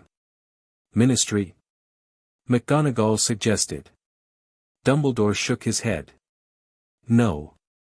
The spell patterns suggest Death Eaters or mercenaries trained in similar techniques. Another blast rocked the cottage, and a section of the roof collapsed in the kitchen. Protective magic diverted most of the debris, but dust filled the air. The wards won't hold much longer, Dumbledore announced. We need to evacuate now. The flue is compromised, Sirius confirmed, attempting to activate the fireplace and receiving only sputtering green sparks. They've blocked it somehow. Anti-apparition wards too, Bellatrix added, sensing the magical barrier that had been erected around the property. They came prepared. Portkeys might still work, McGonagall suggested. They're on a different magical frequency. Bellatrix clutched Harry closer. We're not separating. If the portkey works, we all go together. Too risky, Moody shouted, limping back inside with a bleeding gash across his face. They've got a portkey detector at the perimeter. Anything activating will give them your destination instantly. Then we fight our way out, Sirius said grimly. Remus? Holding the east side, came Lupin's voice from outside. But they're circling around. Trying to surround us. Harry, who had been silent throughout this exchange, suddenly spoke up. There's another way. His voice was oddly calm. Through the garden. The snakes showed me. All eyes turned to him. What do you mean, Harry? Bellatrix asked. A tunnel, Harry explained. Under the big oak tree.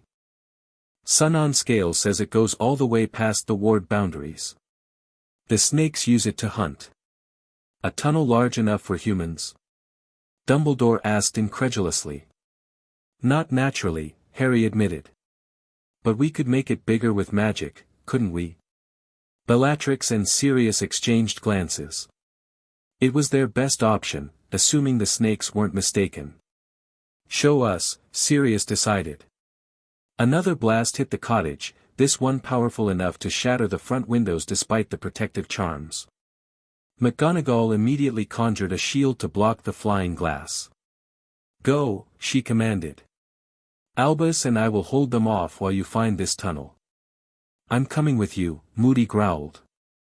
If this is a trap, you'll need backup. They moved quickly through the kitchen to the rear door, Bellatrix carrying Harry while Sirius and Moody provided magical coverage. Outside, the night was chaos, spelllight flashed in all directions, illuminating shadowy figures moving through the trees at the property's edge. There. Harry pointed toward a massive oak at the garden's far end. Under the roots on the north side. Keeping low, they darted across the open space, magical shields deflecting the occasional spell that came their way. Remus appeared from the shadows to join them, his clothes torn and face scratched but wand steady. Whatever you're planning, do it fast, he panted. They've broken through the eastern wards completely. At the base of the oak, Harry wriggled from Bellatrix's arms and dropped to his knees, hissing softly at what appeared to be solid ground between two massive roots. To everyone's astonishment, the earth shifted, revealing a narrow opening. It's real, Sirius breathed, illuminating the hole with his wand tip. But too small for adults. Stand back, Moody ordered, pushing forward. With several precise wand movements, he expanded the tunnel entrance, earth and roots reshaping to create a passage just large enough for a person to crawl through. Harry first, Bellatrix decided. Then you, Sirius. I'll follow with Remus and Moody covering our retreat. No arguments, she added when Sirius opened his mouth to protest. The Veela magic will help me sense if Harry's in danger ahead. Reluctantly, Sirius nodded. Harry didn't hesitate, dropping onto his stomach and crawling into the tunnel with the fearlessness of childhood. Sirius followed immediately after, wand lit to illuminate the way. Bellatrix was about to enter when a shout from behind made her turn. A jet of green light, the unmistakable killing curse, streaked across the garden toward them. Moody deflected it with a conjured slab of stone that exploded on impact. Go, he roared. They've breached the inner wards. Bellatrix dropped into the tunnel as more spells flew overhead. Behind her, Remus and Moody engaged the approaching attackers, buying precious seconds for their escape. The tunnel was tight, damp, and smelled of earth and roots. Bellatrix crawled forward as quickly as possible, following the bobbing light of Sirius's wand ahead. The sounds of battle above grew fainter as they progressed deeper under the garden.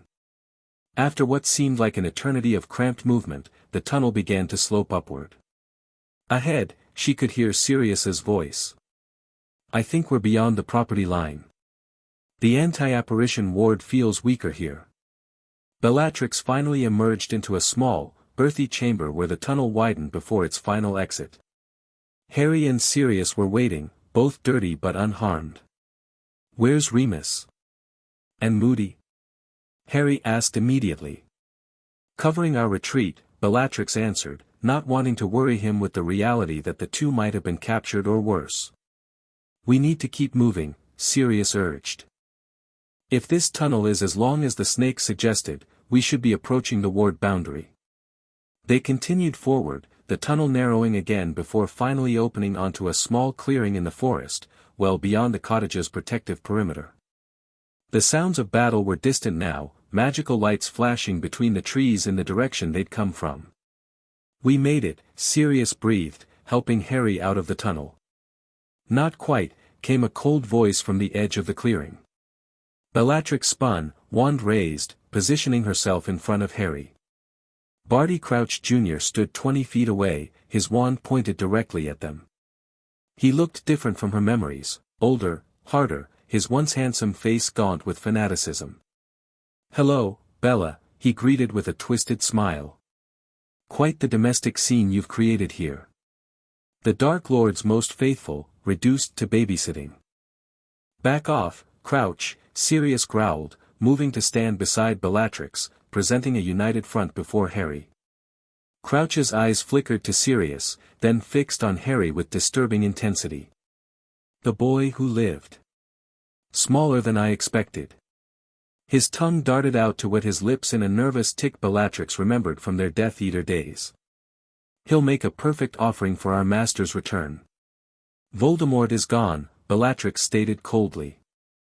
"Not gone," Crouch corrected, his voice taking on a reverent quality. "Waiting. Gathering strength. I felt him, Bella. In the forests of Albania. A shadow of greatness, but alive." His eyes narrowed. "He'll be most disappointed by your betrayal." Bellatrix felt Harry press against her legs, but the boy remained admirably calm. She could sense him gathering his magic, the shield charm they'd practiced that very morning. "How did you find us?" Sirius demanded, clearly stalling for time. With each second, they moved slightly to different positions, preparing to attack from multiple angles. Crouch smirked. "The boy's magic is distinctive. Once we narrowed the search to this area, it was simply a matter of monitoring for unusual magical signatures." His gaze shifted to Bellatrix. "Though I admit, your wards were impressive. Black family special protections, I presume. Always did have a talent for the darker arts, Bella." "The talent remains," Bellatrix replied evenly. "The application has changed." "So I see," Crouch sneered. "Protecting a half-blood instead of purifying our world. How the mighty have fallen." "Last chance, Barty," Sirius warned. "Leave now, while you still can." Crouch laughed, a high, unhinged sound that echoed through the clearing. "Always the dramatic one, Black. But you're outnumbered." On cue, two more figures emerged from the trees, masked Death Eaters whose magical signatures Bellatrix didn't recognize. Mercenaries, perhaps, or newer recruits from after her imprisonment. "Now," Crouch continued, "hand over the boy, and I might consider letting you live, Bella. For old time's sake." Bellatrix felt the Veela magic surge within her, responding to the threat against Harry. Her vision sharpened, her senses heightened, and she knew without looking that a silvery aura had begun to shimmer around her. "You always were a fool, Barty," she said softly. "Never understanding the true nature of power." Without warning, she struck, not with her wand, but with a wave of pure Veela magic that erupted from her outstretched hand. The silver energy slammed into Crouch, sending him flying backward into a tree with bone-cracking force. The other Death Eaters reacted instantly, firing killing curses that Sirius deflected with conjured earth and stone. The clearing erupted into chaos as spells flew in all directions. "Run, Harry!" Bellatrix shouted, engaging one of the Death Eaters in a vicious duel. But Harry didn't run. Instead, he planted his feet and raised his hands, the shield charm manifesting around all three of them, larger and stronger than anything he'd managed in practice. Spells struck the silvery barrier and dissipated in showers of sparks. "I won't leave you," he said with fierce determination. Crouch had recovered, blood streaming from a gash on his forehead. His eyes fixed on Harry with new understanding. The shield, wandless magic from a child. Extraordinary. Taking advantage of the momentary distraction, Sirius transformed into his animagus form and lunged at one of the Death Eaters, massive jaws clamping around the man's wand arm. The Death Eater screamed as bones crunched, his wand falling to the forest floor. Bellatrix pressed her advantage against the second attacker, her dueling skills honed by months of practice as she regained her strength. The Death Eater was good, but not in her league. A precisely aimed cutting curse slipped through his defenses, opening a gash across his chest. Crouch, realizing the tide had turned, changed tactics. He pointed his wand not at the defenders but at the ground beneath Harry's feet. Confringo. The earth exploded, disrupting Harry's concentration and shattering the shield. The blast threw all three of them in different directions. Bellatrix landed hard against a tree trunk, momentarily dazed. When her vision cleared, she saw Crouch advancing on Harry, who lay stunned several yards away. "No!" she screamed, scrambling to her feet. Too late, Crouch reached Harry first, grabbing the boy by his collar and hauling him upright. Harry struggled, but Crouch pressed his wand against the boy's throat. "Stay back," he commanded. "Or the boy dies now." Bellatrix and Sirius, now back in human form, froze, wands trained on Crouch but unable to risk a spell with Harry in the line of fire. "Smart decision," Crouch smirked. "Now, I'll be taking young Potter here to meet someone very interested in him. Lower your wands." "Don't do it, Bella," Harry called, his voice remarkably steady despite the situation. "He's going to kill us anyway." Crouch shook him roughly. "Silence. Let him go, Barty," came a new voice from the edge of the clearing. "It's over." Dumbledore stood there, power radiating from him in palpable waves. Beside him were McGonagall, moody, looking even more battered than before, and a bloodied but conscious Remus. "Dumbledore," Crouch spat. "Always interfering where you're not wanted." "Release the boy," Dumbledore repeated, his usual gentleness replaced by steel. "You're surrounded, your companions incapacitated. There's nowhere to go." Crouch's eyes darted frantically around the clearing, confirming that his fellow Death Eaters were indeed down. His tongue flicked out nervously, wetting his lips again. "I still have the boy," he insisted. "And if I can't take him to the Dark Lord?" His wand pressed harder against Harry's throat. "Then no one shall have him." What happened next occurred so quickly that later accounts would differ on the exact sequence of events. Harry, seemingly surrendering to his captor's grip, suddenly went limp. As Crouch adjusted his hold, Harry's hand shot up, a vial of blue liquid, the detection potion they'd brewed that morning, clutched in his small fist. With surprising strength, he smashed it against Crouch's face.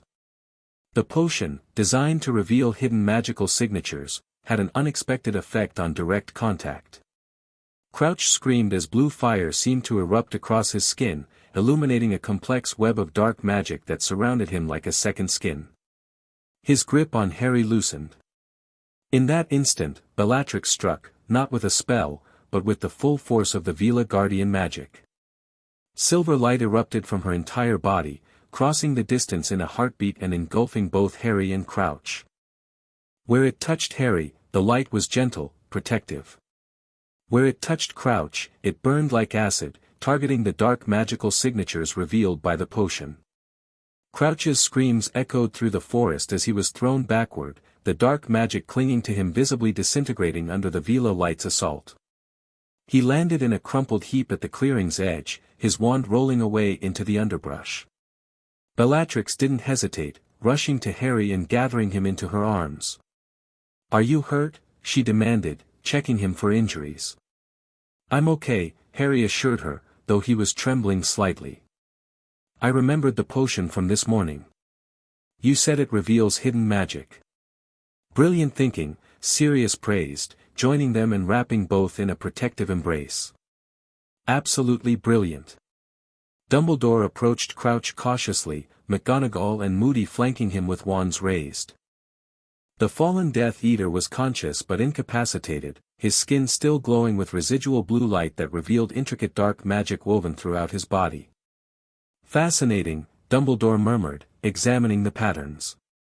These are not spells of his own casting. Someone has been using Mr. Crouch as a magical conduit. Voldemort? McGonagall asked in a hushed voice. Possibly, Dumbledore confirmed. The signature is distinctive. Moody bent closer, his magical eyes spinning rapidly. There's something embedded in his forearm. Alongside the dark mark, but separate. Dumbledore waved his wand in a complex pattern over Crouch's arm. With a sickening squelching sound, a small object emerged from beneath the skin, a fragment of what appeared to be bone. What is that? Remus asked, disgust evident in his voice. A conduit, Dumbledore replied grimly. A means of remote possession. Very dark magic indeed. Harry, still in Bellatrix's arms, suddenly spoke. It feels like the thing in Bella's mark. But stronger. Angrier. All eyes turned to him, then to Bellatrix, who instinctively covered her left forearm. Harry, Dumbledore said carefully, you can sense the magic in the dark mark. The boy nodded. It used to be really dark and sticky on Bella, but it's mostly gone now. Just a little bit left. But his, he pointed at Crouch, was all through him, like black strings pulling him. Dumbledore and McGonagall exchanged significant glances. We need to get everyone to safety immediately, the headmaster decided. Hogwarts is the only option now. No one argued. With Crouch and the other Death Eaters secured with magical restraints, they prepared for emergency transport. The anti-apparition wards had dissipated with the attackers' defeat, making direct teleportation possible again. As they prepared to depart, Bellatrix noticed Harry staring at Crouch with an expression beyond his years, a mixture of pity and determination that reminded her painfully of his mother, from the few times she'd encountered Lily Potter during the war. He was being controlled, wasn't he? Harry asked softly. Like a puppet. To some degree, Bellatrix confirmed. Though he made his initial choices freely. Harry nodded solemnly. That's why your magic hurt him but not me. It burns the bad stuff away. The simple observation gave Bellatrix pause. The Veela magic had indeed seemed to target the dark influences controlling Crouch while leaving the man himself relatively unharmed. Just as it had burned away the Dark Lord's influence on her without destroying her core self. Cleansing fire, she murmured. That's what the old texts called it. Is that why you got better? When your Veela magic woke up? Yes, Bellatrix admitted. It burned away the darkness inside me. Harry considered this with his usual thoughtfulness. But you had to want to get better too, right? Like when I practice spells. I have to really want them to work. Exactly right, Bellatrix smiled, impressed by his insight. Magic responds to intention. Always. Fascinating philosophical discussion, Moody interrupted gruffly, but we need to move now. Reinforcements could be on the way. With a last look at the cottage that had been their home for months, now partially collapsed from the battle, they apparat to the gates of Hogwarts. The next few days passed in a blur of debriefings, medical examinations, and hastily arranged accommodations. As promised, Dumbledore had prepared rooms in the East Tower, a self-contained suite with living quarters, a small kitchen, and even a practice space for Harry's continued magical education. The castle welcomed Harry as if he belonged there, stairs rearranging themselves to create shortcuts for his small legs, portraits greeting him by name, and even the notoriously temperamental house elves responding to his polite requests with unusual enthusiasm. It's like the castle recognizes him, Sirius observed on their third evening, watching as a suit of armor saluted Harry as he passed. Hogwarts has always responded to magical potential, McGonagall noted. And Harry's is exceptional. News of Crouch's capture had made the Daily Prophet, though Harry's involvement was carefully concealed. The official story mentioned only that the escaped Death Eater had been apprehended near Hogsmeade by Aurors acting on intelligence from Albus Dumbledore. The interrogation of Crouch under Veritaserum had yielded disturbing revelations. Voldemort did indeed survive in some form, a wraith-like existence in the forests of Albania, capable of partial possession and influence through the dark mark. The bone fragment discovered in Crouch's arm was a more direct connection, allowing for stronger control. More significantly for Bellatrix, Crouch's testimony had revealed unexpected truths about her own past crimes. Under the influence of Veritaserum, he admitted to being the one who had cast the Cruciatus curse that ultimately broke Frank Longbottom's mind, not Bellatrix, as had been believed. While she had participated in the torture, the most damaging spells had been Crouch's work. "It doesn't absolve me," she told Sirius quietly when he brought the news. "I was still there. Still participating." "No," Sirius agreed, "but it changes the legal severity. The difference between being an accessory and the primary perpetrator matters in wizarding law."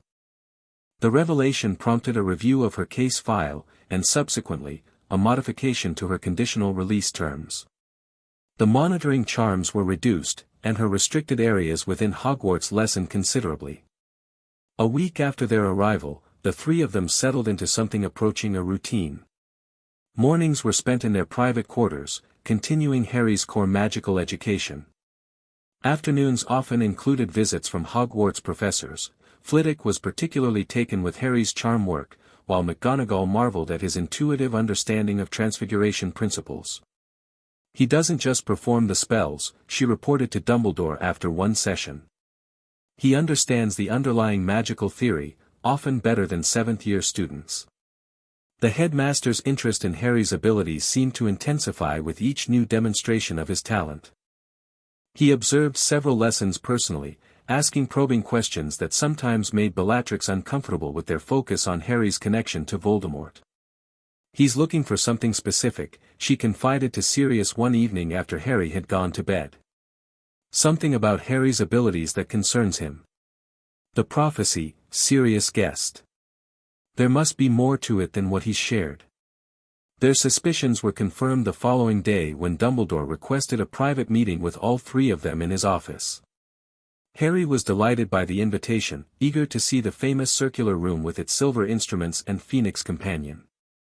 "Ah, Harry," Dumbledore greeted warmly as they entered.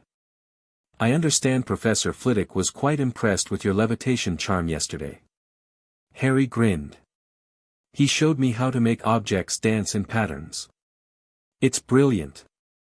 "Indeed," Dumbledore's eyes twinkled.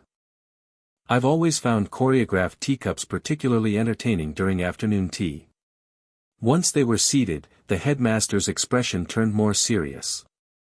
"I've asked you here to discuss several matters of importance. First, the Ministry has officially approved your residence at Hogwarts, under the modified guardianship arrangement we proposed." "That's good news," Sirius nodded. "With certain conditions," Dumbledore continued. "Quarterly reviews of Harry's progress, occasional supervised visits from Ministry representatives, and—" He hesitated, "regular evaluation of the Veela bond's influence." Bellatrix tensed. "Evaluation by whom?" "Specialists from the Department of Mysteries," Dumbledore replied. "They're quite interested in the unprecedented nature of the bond's awakening across distant blood relations." "Harry isn't a research subject," she said flatly. "Of course not," Dumbledore agreed smoothly. "The observations would be non-invasive, designed primarily to ensure the bond remains healthy for both of you." Before Bellatrix could object further, Harry spoke up. "It's okay, Bella. If it helps them understand, I don't mind. And maybe they can help other people with magic bonds too." His simple altruism silenced her objections. Once again, Harry demonstrated wisdom beyond his years, and a compassion that neither she nor Sirius could claim to have possessed at his age. "Very gracious, Harry," Dumbledore nodded approvingly. "That brings me to the second matter. In light of recent events, I believe it's time we discussed certain aspects of your connection to Voldemort more directly." Sirius straightened in his chair. "Is this necessary, Albus? He's still very young." "Age is but one measure of readiness," Dumbledore countered gently. "Harry has demonstrated both magical maturity and emotional resilience far beyond his years.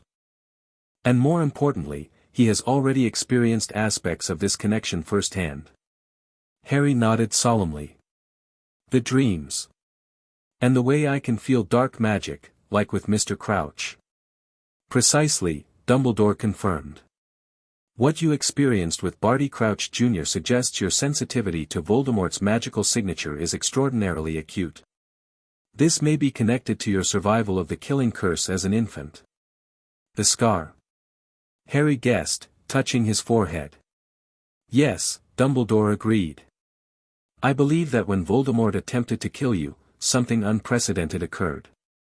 When the curse rebounded, it may have created a connection between you, a magical link that allows you to sense his presence, his magic, perhaps even his thoughts under certain circumstances. Bellatrix and Sirius exchanged alarmed glances. This was far more serious than anything Dumbledore had previously suggested. Are you saying there's a piece of Voldemort inside Harry? Bellatrix demanded, horror evident in her voice. Not exactly, Dumbledore clarified. Rather, an echo, a resonance. Much like two tuning forks vibrating at the same frequency. And this, resonance, Sirius pressed, is it dangerous to Harry? Dumbledore hesitated. It presents challenges, certainly. But also, perhaps, advantages. Harry's ability to sense dark magic likely stems from this connection. As does his Parseltongue ability. So the things that make me special came from him? Harry asked, his voice small. No, Harry, Bellatrix said firmly, placing a protective hand on his shoulder. Your magic is your own. Your character, your choices, those are what truly define you. Bellatrix is quite right, Dumbledore agreed. While certain abilities may have been transferred, your use of them, for protection rather than harm, for understanding rather than manipulation, that comes entirely from your own nature. Harry seemed to accept this, though a thoughtful frown remained on his face. Is that why the prophecy says I have the power the Dark Lord knows not? Because I use the same abilities differently? Dumbledore looked genuinely surprised. You've pieced together more of the prophecy than I realized. Dreams, Harry explained simply. And sometimes when I'm practicing occlumency, I remember things I've heard before. Pieces fit together. Remarkable, Dumbledore murmured. Yes, Harry, the prophecy does indeed speak of a power Voldemort cannot comprehend. Though I believe that power is more fundamental than specific magical abilities.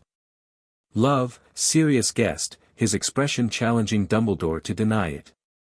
The headmaster inclined his head. A simplification, perhaps, but essentially correct. The capacity for deep connection, for sacrifice, for placing others' well-being above one's own, these are anathema to Voldemort's worldview. Like how Bella's Veela magic protects me, Harry nodded. And how my mum died to save me. Exactly, Dumbledore confirmed, looking impressed by the connection. So what happens now? Bellatrix asked, bringing the conversation back to practical matters.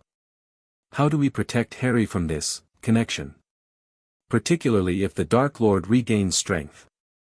Occlumency is an excellent start, Dumbledore acknowledged. I understand you've been teaching Harry the basics already. Bellatrix nodded. He's progressing well. His natural legilimency creates an unusual foundation, he understands mental connections intuitively. Excellent. I would recommend intensifying that training. Dumbledore stroked his beard thoughtfully. Additionally, I believe certain protective enchantments might be developed to specifically shield against Voldemort's magical signature. The meeting continued with discussion of practical protections and educational plans. Throughout, Harry listened attentively, occasionally asking questions that demonstrated his remarkable comprehension of complex magical concepts. As they prepared to leave, Dumbledore asked Harry to wait a moment while he discussed something privately with Sirius and Bellatrix.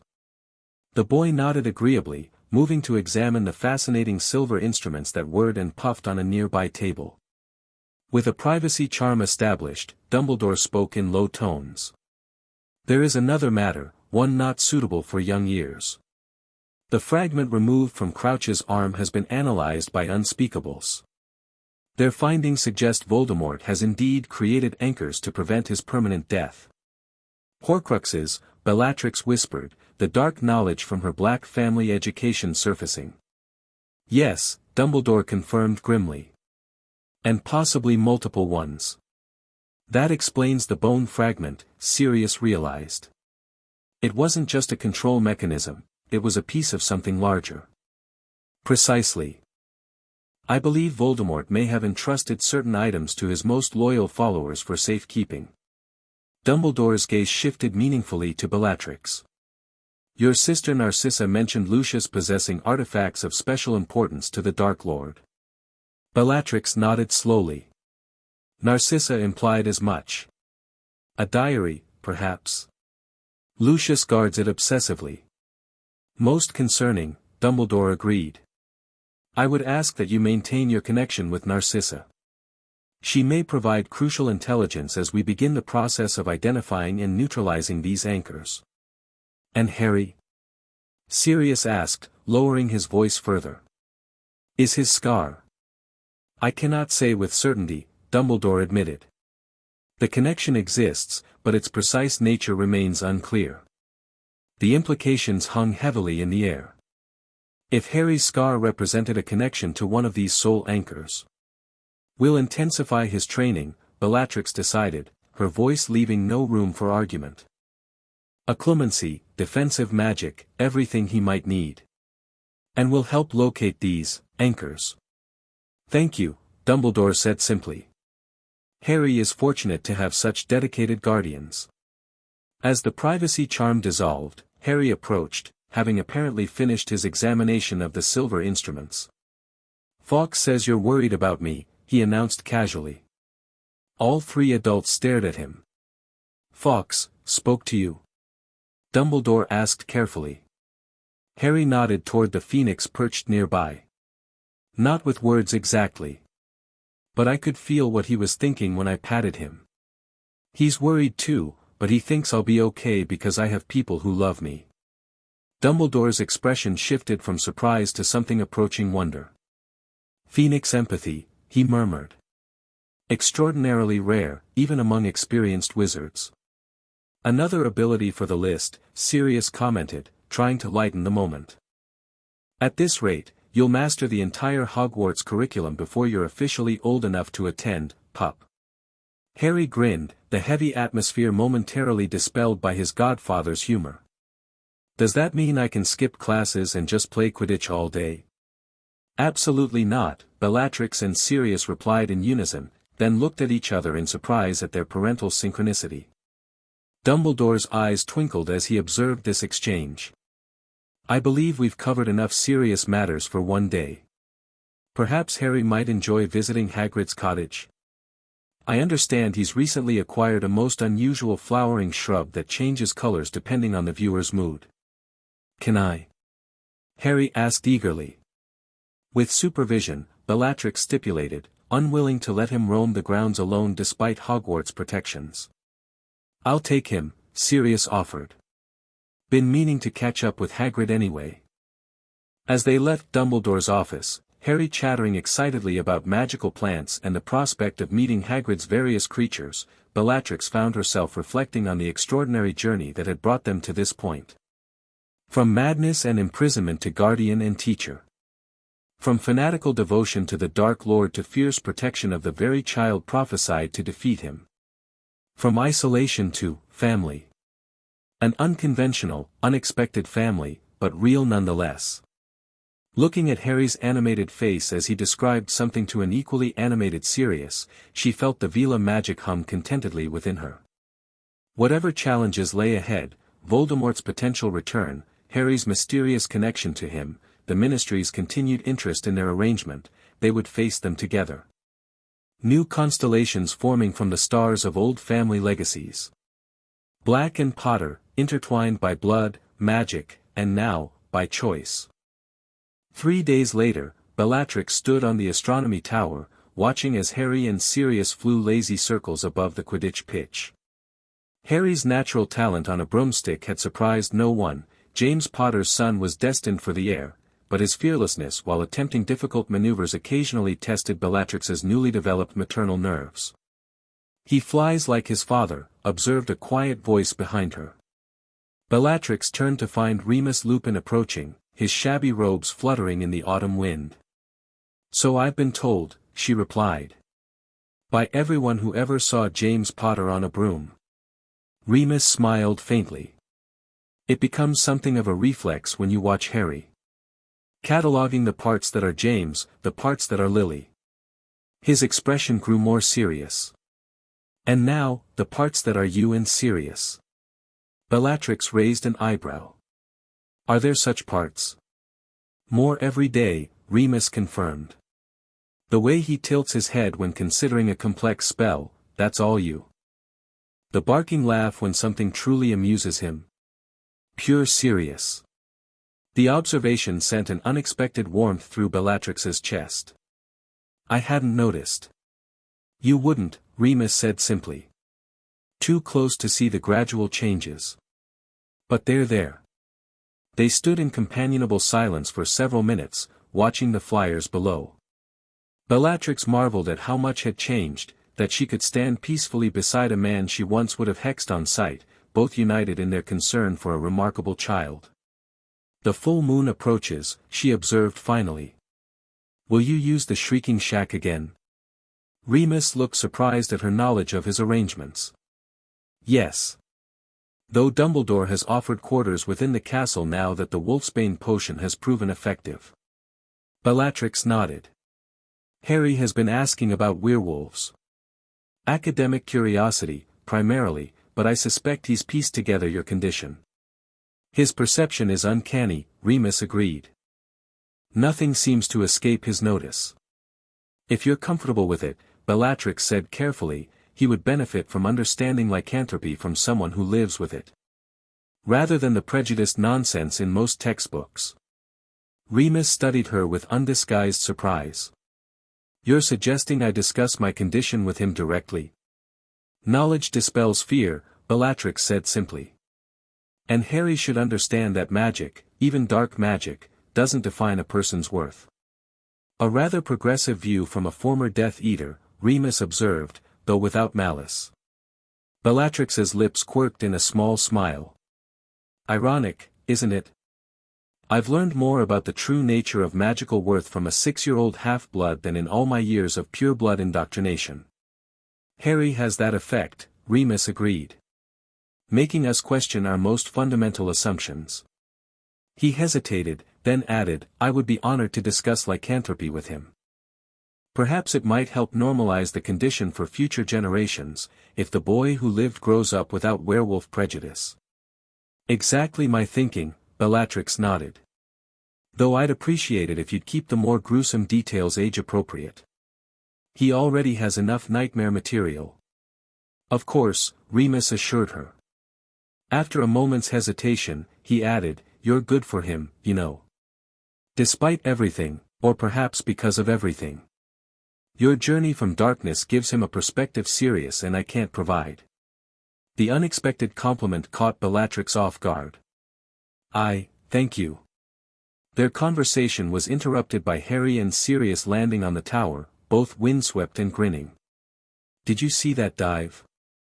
Harry exclaimed, eyes bright with excitement. Sirius said it was almost professional level.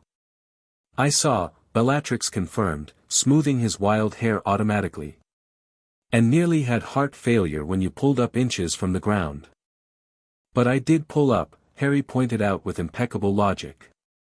"And I'm practicing my shield charm while flying too." Sirius, looking only slightly apologetic for encouraging such maneuvers, slung an arm around Harry's shoulders. "Future Quidditch star in the making. James would be proud." "Lily would be having strong words with both of you," Remus countered, though he was smiling. "Preferably while confiscating the broom until you demonstrated reasonable risk assessment." Harry laughed. "I'm being careful, Professor Lupin." "Really? Professor?" Remus repeated, raising an eyebrow. Harry ducked his head. "Sorry. It's just, you're such a good teacher during our history lessons." Better than Professor Binns, Sirius says. High praise indeed, Remus said dryly, considering Binns has been putting students to sleep for centuries. As the others bantered, Bellatrix's attention was caught by movement at the edge of the forbidden forest. A large, shaggy black dog emerged briefly from the trees, watching the castle intently before disappearing back into the shadows. Not Sirius in animagus form, obviously, since he stood right beside her. Something else then. A stray, perhaps, or...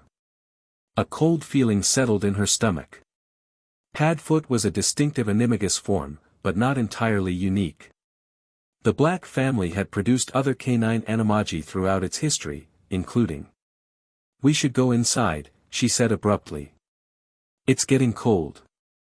Sirius gave her a curious look but didn't argue. As they descended the tower stairs, Bellatrix glanced back toward the forest. Nothing visible now, but her instincts, honed by years as both predator and prey, sensed watching eyes. They weren't alone in their vigil over Harry Potter. Someone else was circling, observing from the shadows. Someone with a connection to the Black family, to Voldemort, or to Harry himself. The hard-won piece of their new life at Hogwarts might be more tenuous than they'd thought. But that was a concern for tomorrow. Today, Harry was safe, learning, growing stronger with each passing day. The bond between them, between all of them, was solidifying into something powerful and enduring. A new constellation indeed, stars of different origins finding their places in an unexpected pattern. Black and Potter, Lestrange and Evans, ancient magics and new beginnings, all revolving around a small boy with extraordinary gifts and an even more extraordinary capacity for love. Whatever shadows gathered at the forest's edge would face formidable opposition. The boy who lived was no longer alone and unprotected. He had a family now, unconventional, perhaps, but fiercely, magically devoted. And for the first time in her life, Bellatrix Black Lestrange understood what it meant to be on the right side of history.